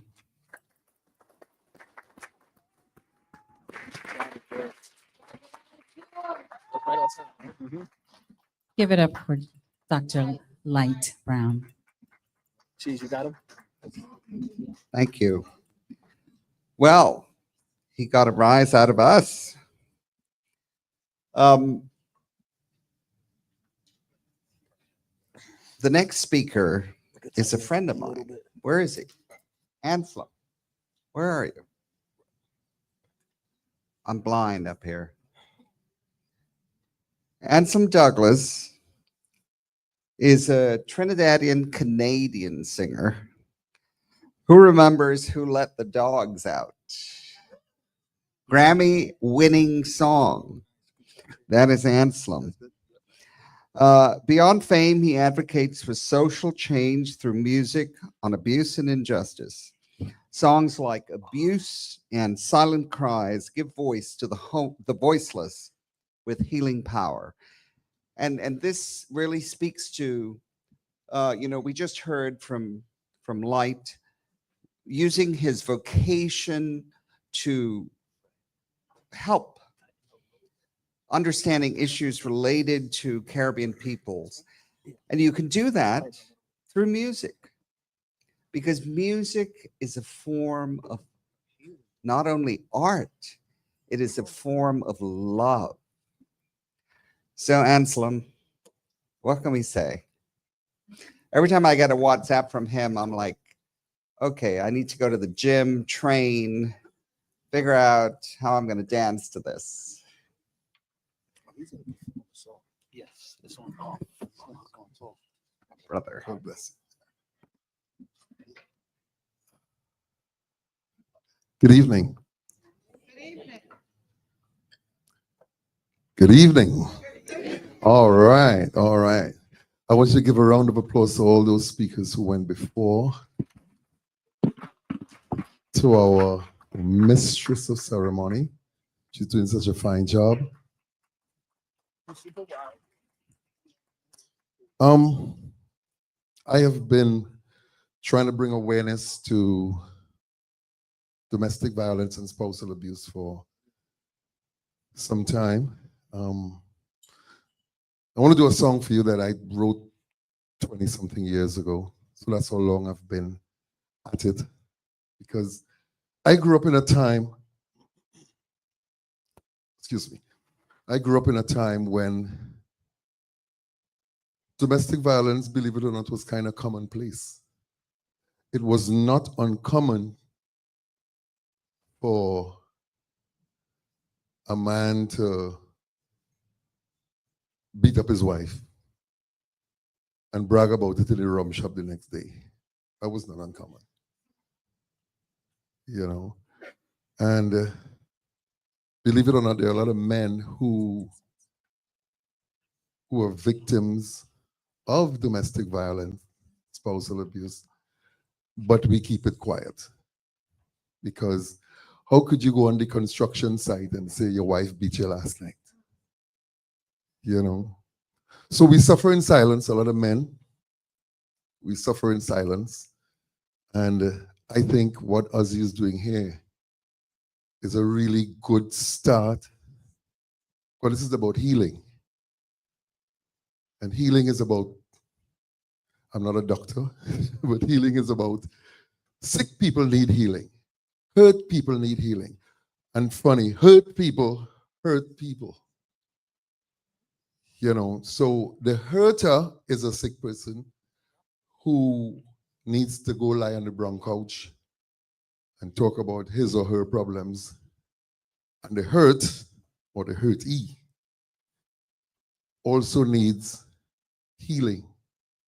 And I think this is where we start as a community, as a people, with one aim, one goal, to heal, to start the healing process, to grow, because we've all seen it. We all have a friend, a girlfriend, a guy friend who comes to work with the dark shades ever so often, or who continuously keep walking into the door or falling down the step We all have somebody like that in our lives. And the doctor said something earlier on about light, about being a lamp, being a lamp. You are a lamp, you are a light. And remember that, we have this belief that darkness is the opposite of light. That is so far from the truth. Darkness is really just the absence of light. So be a light in everybody's life that you come across. Be like light. Where's light? Dr. Light, where is he? Be a light in somebody's life. So I want to do a song. Oh, there you are, Dr. Light. I think I did some serious damage to my instrument for Liberty. It was a lot of fetting for Liberty. A lot of juvie and a lot of stuff. So let's hope that it doesn't stay. And as we're talking about healing, let's hope that it eventually gets back to what it's supposed to be.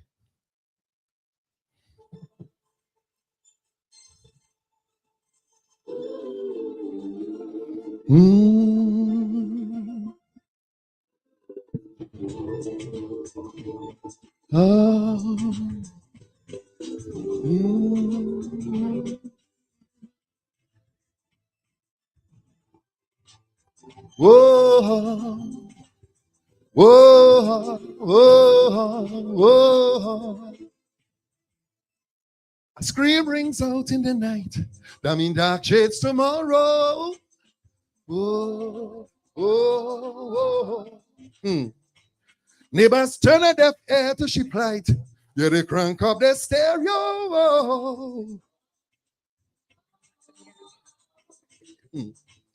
Nowhere to run, nowhere to hide.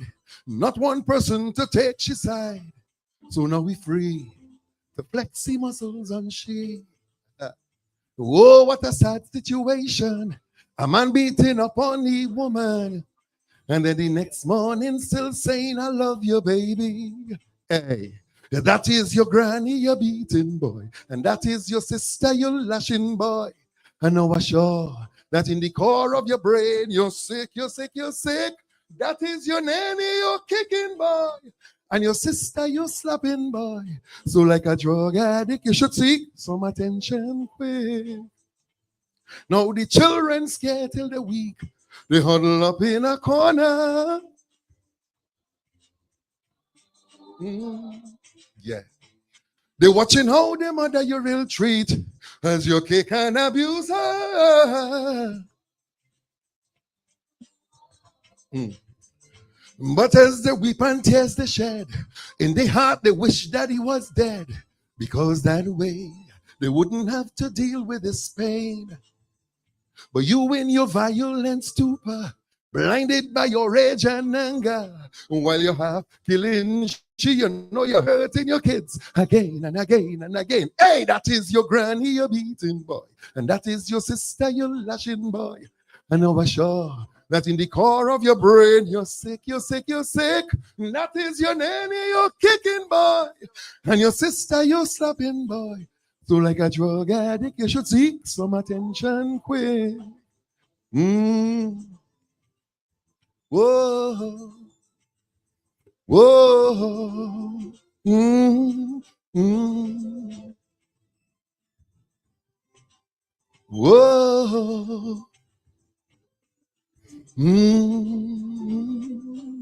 Listen. When all the years roll by like a flash, now you're old and you're aching. If a mosquito bite, you can't lash your baby and all slipping. Oh, oh, yeah. Gone are the days of the dandapa. No, you need someone to change your pamper. But there's no one, because in times you treat them like dirt. Your wife, she survived the affliction, while your kids hate the ground that you walk on.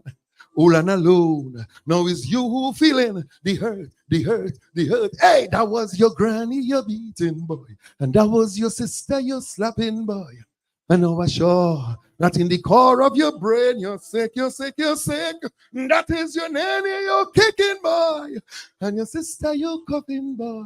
So like a drug addict, you should seek some attention quick. Mm. Mm-hmm. Yeah. Whoa, whoa, whoa. Yeah, that was your granny, your beating boy.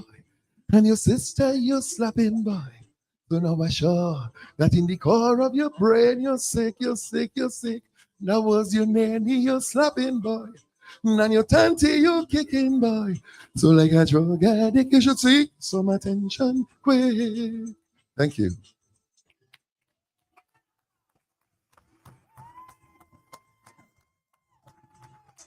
Mm.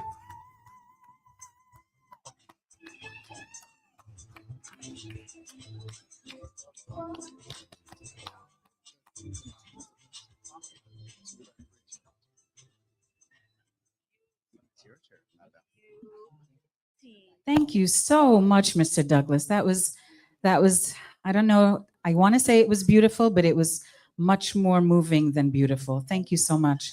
Another round of applause for Mr. Anson Douglas, everyone.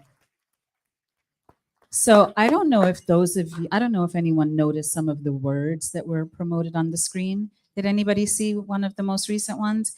It said, "Spirit doesn't make mistake." Did you see that? So what I didn't do earlier, so forgive me for this misstep, is properly introduce myself. So my name is Sonia Daly, and in the world, if you will, 9 to 5, I am a long time, I won't tell you the years, but my gray hair shows it. I'm a longtime New York City State and New York City government operative, leading the city through many crises, our asylum seeker crises, and doing operations behind the scenes, if you will. But the thing that fuels me, the reason that I believe that I'm born and that I'm here, is to create safe healing spaces where people release their fear and embrace purpose. So forgive me if my voice cracks because I am getting emotional, just knowing that spirit doesn't miss. And there's a reason that, dare I say, that the original MC wasn't able to join us. And in the 11th hour, I was asked to do so. And it was my pleasure for doing so with my friend and for my friend and meeting Ozzy. So spirit doesn't miss.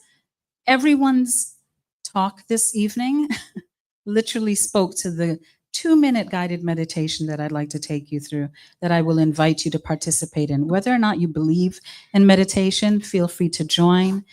But if you don't mind, silence your phones, uncross your legs, uncross your arms.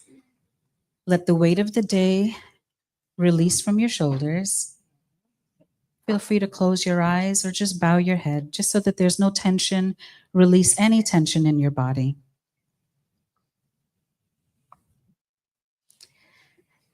And for all of us as light bearers, we need to always stay covered in healing. So I invite you to settle into a very comfortable position.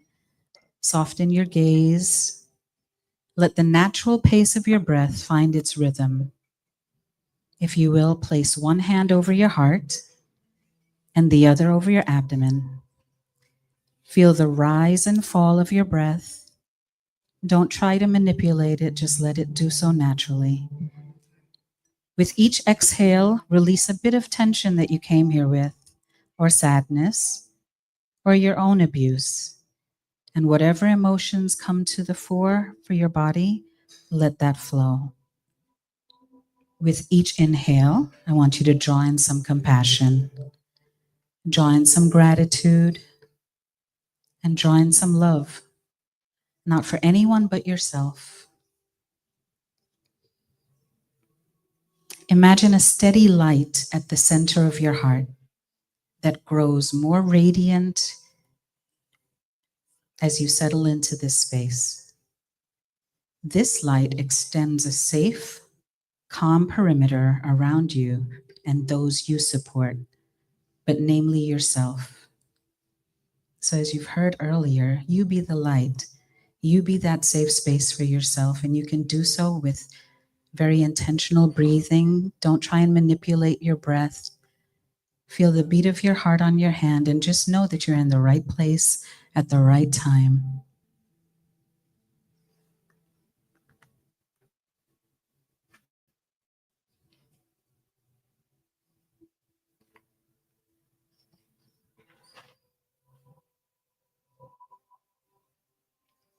Beautiful. And you can do that. It took less than 2 minutes, right?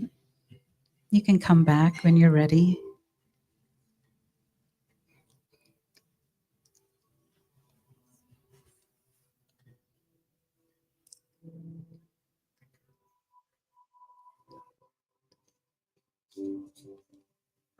Wonderful. Everyone feel okay? Awesome. So thank you for that. Thank you for accepting my invitation to just be still and just see how easy it is, if you will. It's simple and easy to just be still and just connect with your heart center. All right, let's keep this program going. Everyone okay? Want to pulse check? You sure you're okay? Turn to your neighbor, ask your neighbor, you okay? All right, awesome.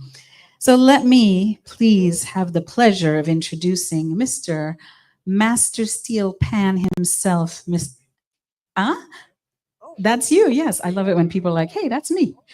Earl Brooks Jr. is an internationally acclaimed panist whose artistry has carried the sounds of Trinidad and Tobago's national instrument, the steel pan, onto global stages, performing with icons like the one, the only Marshall Montano, and at festivals worldwide. Earl's music bridges heritage and innovation. So he is going to bring to us some of that wonderful sound tonight. Take it away, Earl. All right, give me some mic. Yeah. You can clap. It's okay. Good You're a evening. very Good shy evening. audience. All right. So I was gonna play some sentimental music, but I feel like I gotta switch that mood. Yes, Um, yes. Just to address what we're addressing this evening, I myself, I've lost my mother, who's the reason I live in New York, last March. I just lost my eldest sister in July of this month. July of this year, on the 27th. Her birthday is tomorrow. So I myself, I'm being present, Mr. Light, being present, all right, and being aware of spirit, as you know, I could feel a lot of energy, all right. But I'm gonna start it with our music and start with the energy because I feel some upliftment needed. My low volume in the track.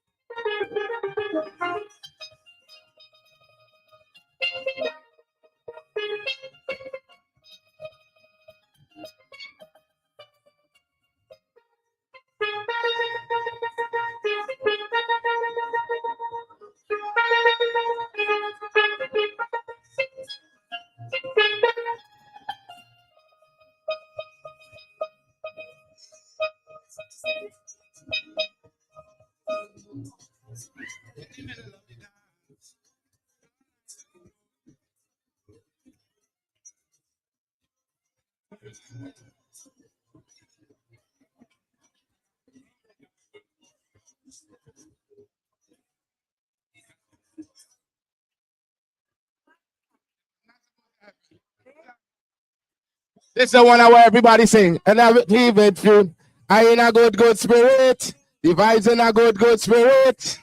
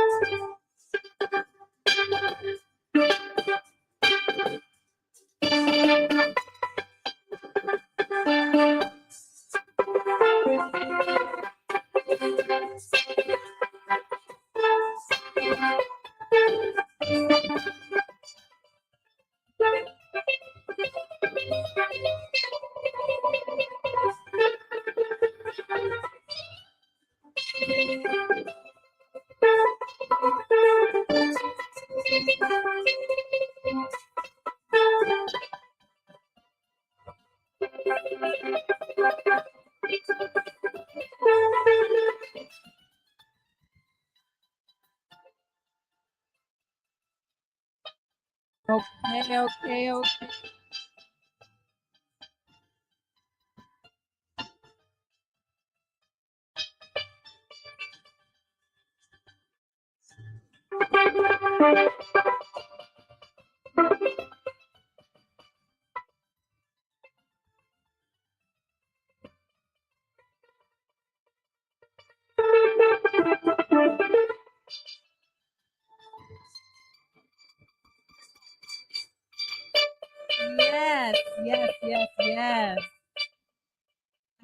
That should be my theme song moving forward. I come for this work. Sign me up. What do you guys think? Thank you. Thank you. Earl, that was amazing. Everybody give it up for Earl, please. Now we know why you're internationally acclaimed. Earl, from Meet, on behalf of all of us, I hope that your heart heals. Thank you for being with us this evening, because you could have chosen differently, but I hope that we deposited into you the way you deposited into us. Thank you, thank you, thank you. All right, ladies and gentlemen, who feels like winning big money? Really? Nobody feels like winning big money? No? Thank you. Thank you. There's always one friend in the crowd. All right, it's raffle time. So who did a raffle? Who has the winning ticket? Remember, we are raffling tickets to the Live with Kelly and Mark show, right? And I made a mistake. It wasn't 8 tickets. It's a total of 4, okay? As well as Fashion Week Brooklyn tickets. Did you guys know that that's what you raffled for? Oh, when you came in, the registration desk asked, I'm sorry. Okay, well, make friends with someone and see if they'll take you to the event, okay? All right, everybody, can I get a little drum roll, please, even if it's on the table? This is the first set of Live with Kelly and Mark. All right, I'm not looking. Everyone have out your ticket? Oh, I see big money over here in the cream suit. You have a winning ticket, I know this. You hopefully? Okay, awesome. All right, no drum roll. Can I get a drum roll, please? No. Thank you, thank you. Okay, the first set of tickets, the first pair will go to 651. Who's that so far? 174. Who's the winner? You have to be here, unfortunately. It is you. Yay. Congratulations. That's awesome. This was not fixed, I promise you. Come, let's see. I have to trust but verify. Sorry. And we have, oh, your nails are in the way. 651-174. Awesome. Congratulations. What's your name? McGregor. How was your evening? It was beautiful. Thank you. Thank you. I hope you have fun at the show, okay? Awesome. We will need to log that Martine McGregor, right?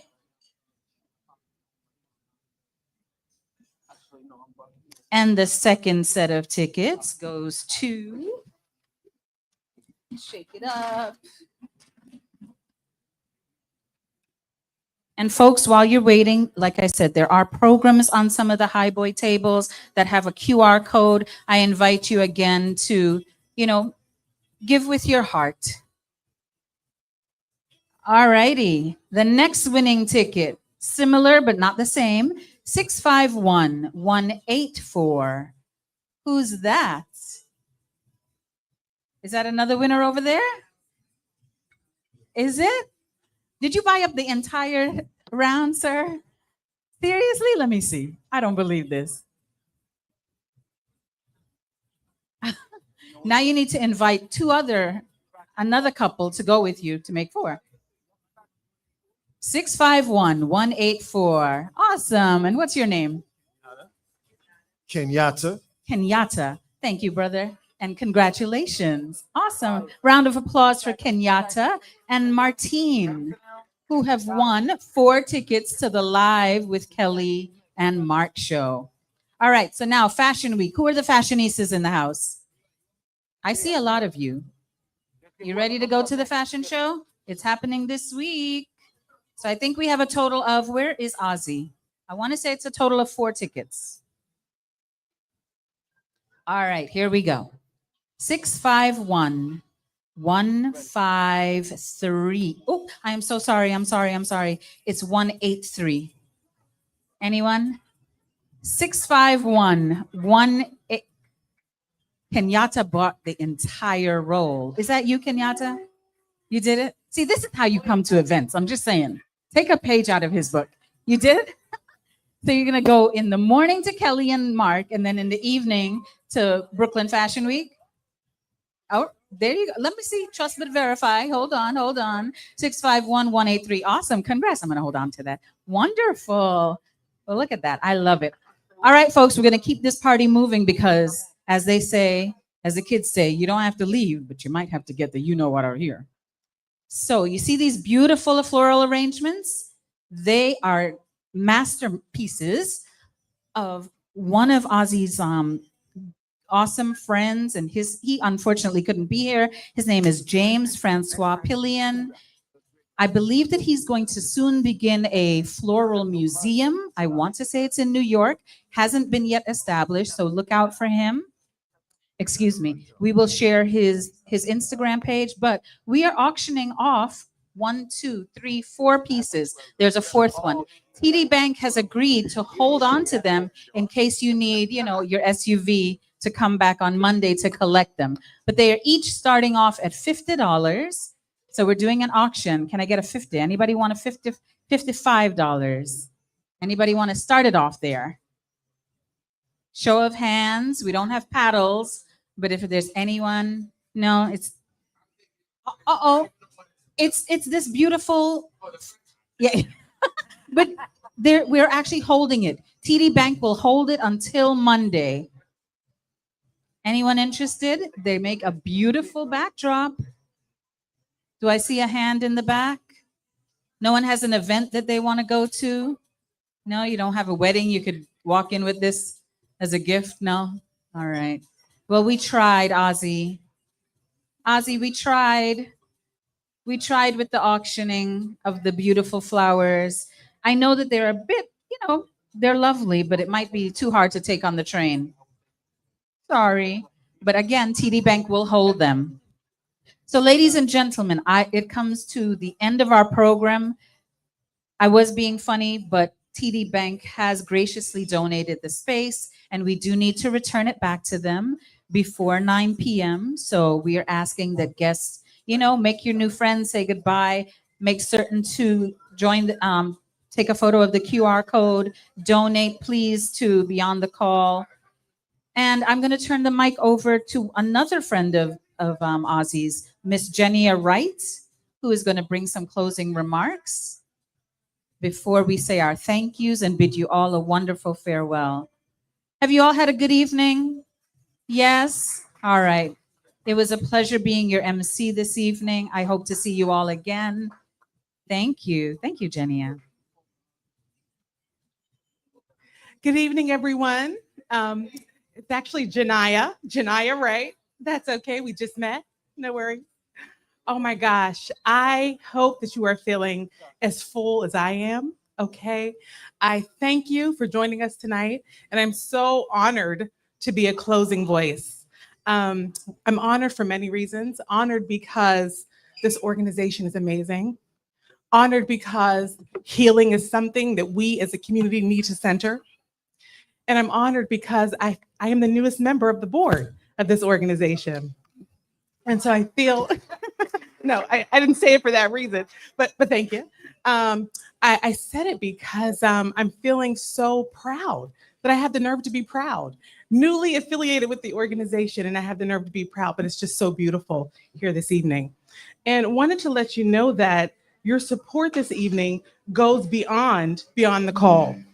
We have several organizations that are going to benefit from your offerings via the raffle and other ways that you've supported us tonight. Coalition for the Homeless, NYC, Animals Alive, Venus, Doggess of Love, Serenity Place Empowerment for Women, and the Open Cupboard House for Abused Women. Most of these organizations are in Trinidad and Tobago. So we thank you so much for your support of those organizations and for being here this evening. Can we have one more round of applause for the organizers of this event? And another round of applause to every single talent, every single offering that was given to you this evening. I'd invite you to give us another round of applause. And I would invite you to give yourselves a round of applause because I can't think of a better way to spend a Friday night. So thank you so much, everyone, and good night. Thank you. Thank you. So the lady of the hour, not me, but the one, the only, Miss Ozzy Stewart, she's a birthday girl? When is her, today? Shame on me. Why didn't anyone tell me that it's your birthday? No, no, no, no, no, no, no, no, no. It might not have been about that, but it's about that now. How could we not? Ladies and gentlemen, join me, please, in the Stevie Wonder version, singing Happy Birthday to you, my dear Ozzy. 1, 2, 3. Happy birthday to ya. Happy birthday to ya. Happy birthday, happy birthday to ya. Happy birthday to ya. Happy birthday. Aww. Mwah. What a beautiful gift. Look at you giving gifts on your birthday. You're amazing. Thank you so much, Ozzy. But I do like she says. Okay. Okay. Family, family, family, family. Tonight, we prove that healing is possible when truth is spoken, when culture is honored, and when community stands together. But the work does not end here. I invite you to keep the conversation alive with us. Listen to our upcoming seasons of On the Call podcast, straight marketing here, at onthecallpodcast.com. Yes, thank you. Check the hard issues, where our nonprofit champions the hard issues, share stories through Trini Corner. How many Trinis in the house? How many Guyanese in the house? How many Turks and Caicos in the house? I know there was, ooh. How many Bajans in the house? What am I missing? What am I missing? Grenadians? Huh? Hades. How many Haitians? Whoa. Jamaica? Jamaicans. I know that this season is full. This season being around this time is full. Labor Day celebrations, back to school, and the parties and the cruises and them. And yes, we can do it all. We can celebrate, we can work, we can play, and we can still take care of ourselves, just as we have done here tonight. So as you leave, pick up a little special takeaway bag. It's waiting out there for you guys. And don't forget, leave your love, your comments, your voices on our socials. I think it was spoken about before. Let the world know that healing is alive and rising, not only in this room, but elsewhere tonight. So from my heart to yours, Auntie Wendy, thank you so much. The food, Auntie Wendy. Ray Sound Productions, branded by Ray. Ray, thank you so much. There's Ray behind there. Alicia Aberdeen Jones. The art that you're seeing digitally displayed was Alicia's creativity. She was doing that while she's also working on an exhibition in Trinidad, which she's just come back from. Woman is crazy. But love having her on the team. My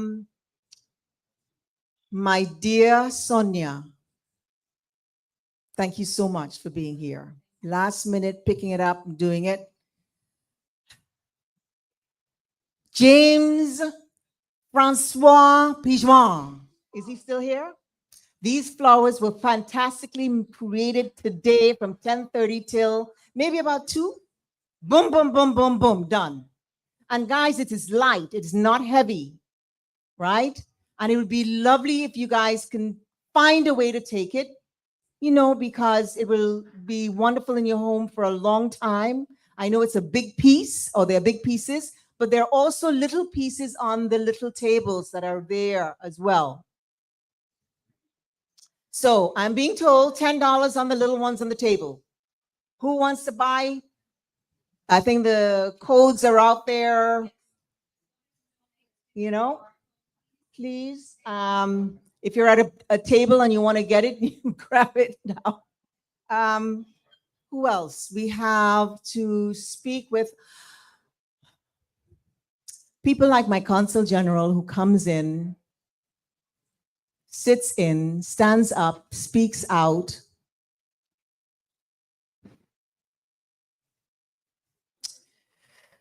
And his wife, Haley, who's always at his side, lovingly. Anselm, who came in and did his thing. I know the voice. I know you're going through some things before, but that song, no matter how you sing it, when you sing it, it hits hard. And I appreciate you coming back. And I look forward to you coming back next year, guys. Next year, same day, same time, same channel. Anselm there. Cecile Ford, I am so appreciative you're being here. I know you've come all the way from, yes, to be here, and I appreciate it. I've got to say, Eduardo coming to speak, Eduardo Archer coming to speak all the way from Florida. I know that Tulsa drove in from Connecticut. Our dear Farley Clegon, Dr. Farley Clegon came in from Washington. Gotta let people know what is happening here. Our Janaya stood up and spoke. She's our new member, board member. Thank you very, very much. We have Mr. Gray, who is dealing with the pictures. I know Earl has left. You've heard his story, and he's even with in his grief, he's here. That's a big thing. That's a hard thing. We do have Hollis, who has come in, Mr. Hollis King, the Hollis King.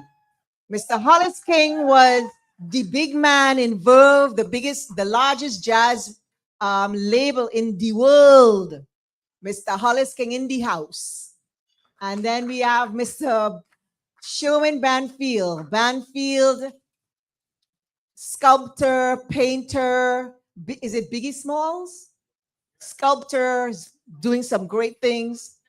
Look outside, take a look at the fists outside.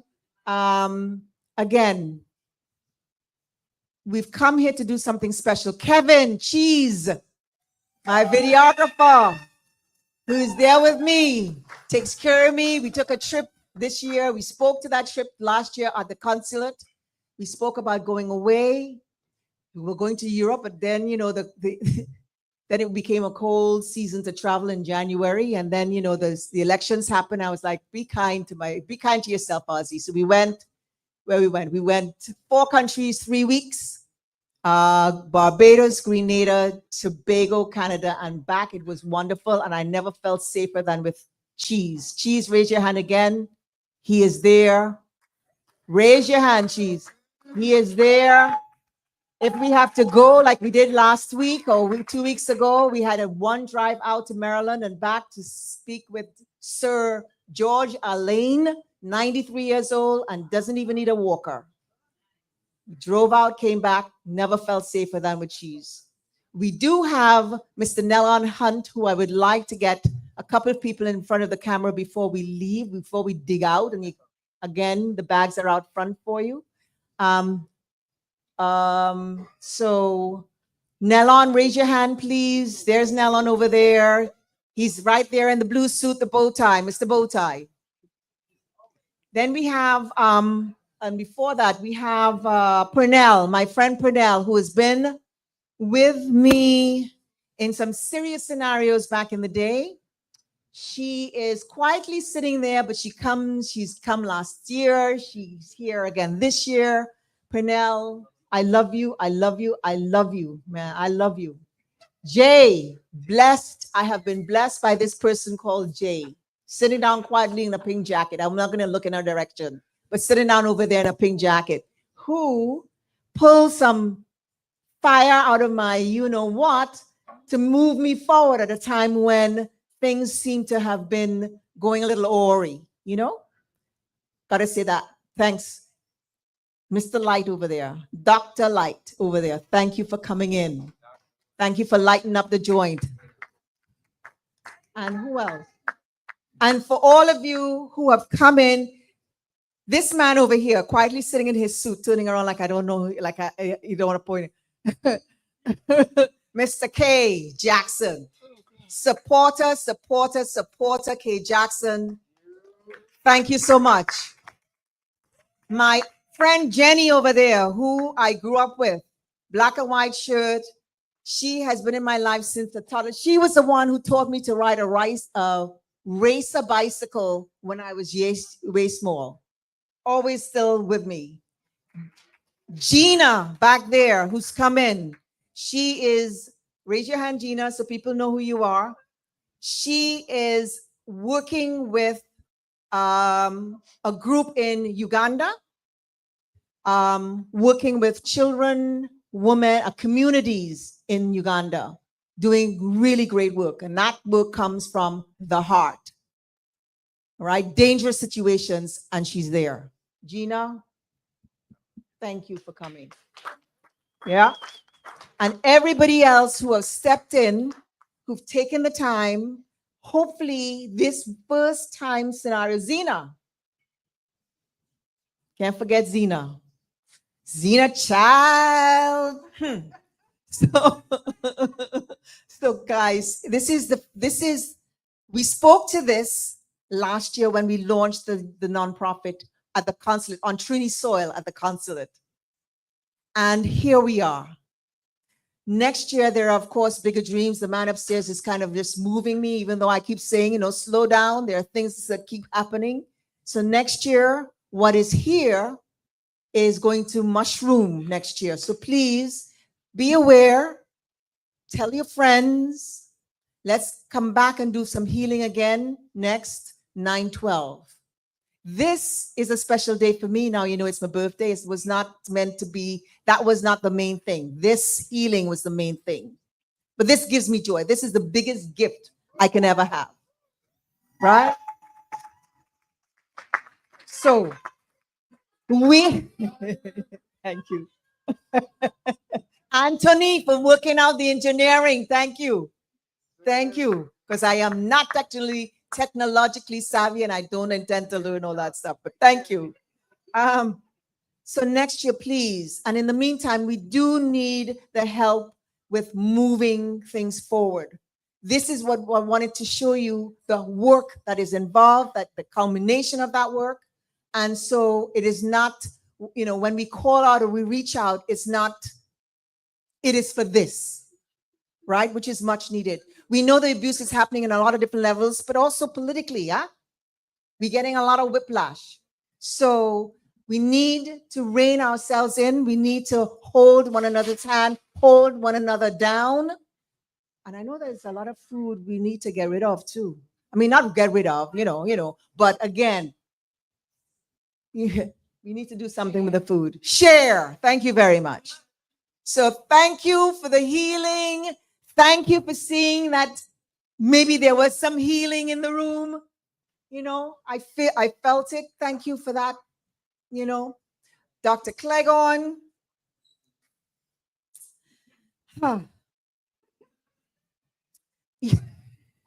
for all the people I didn't call. But good night, onward to healing, justice, to joy, and to September 12, 2026. All right?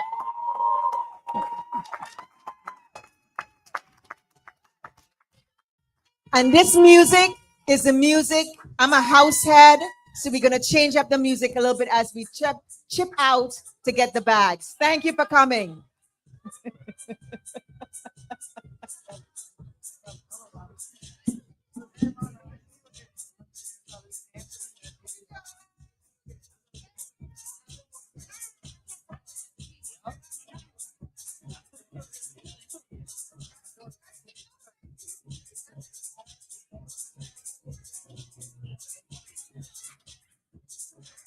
We can start shutting the camera down. Audio is back.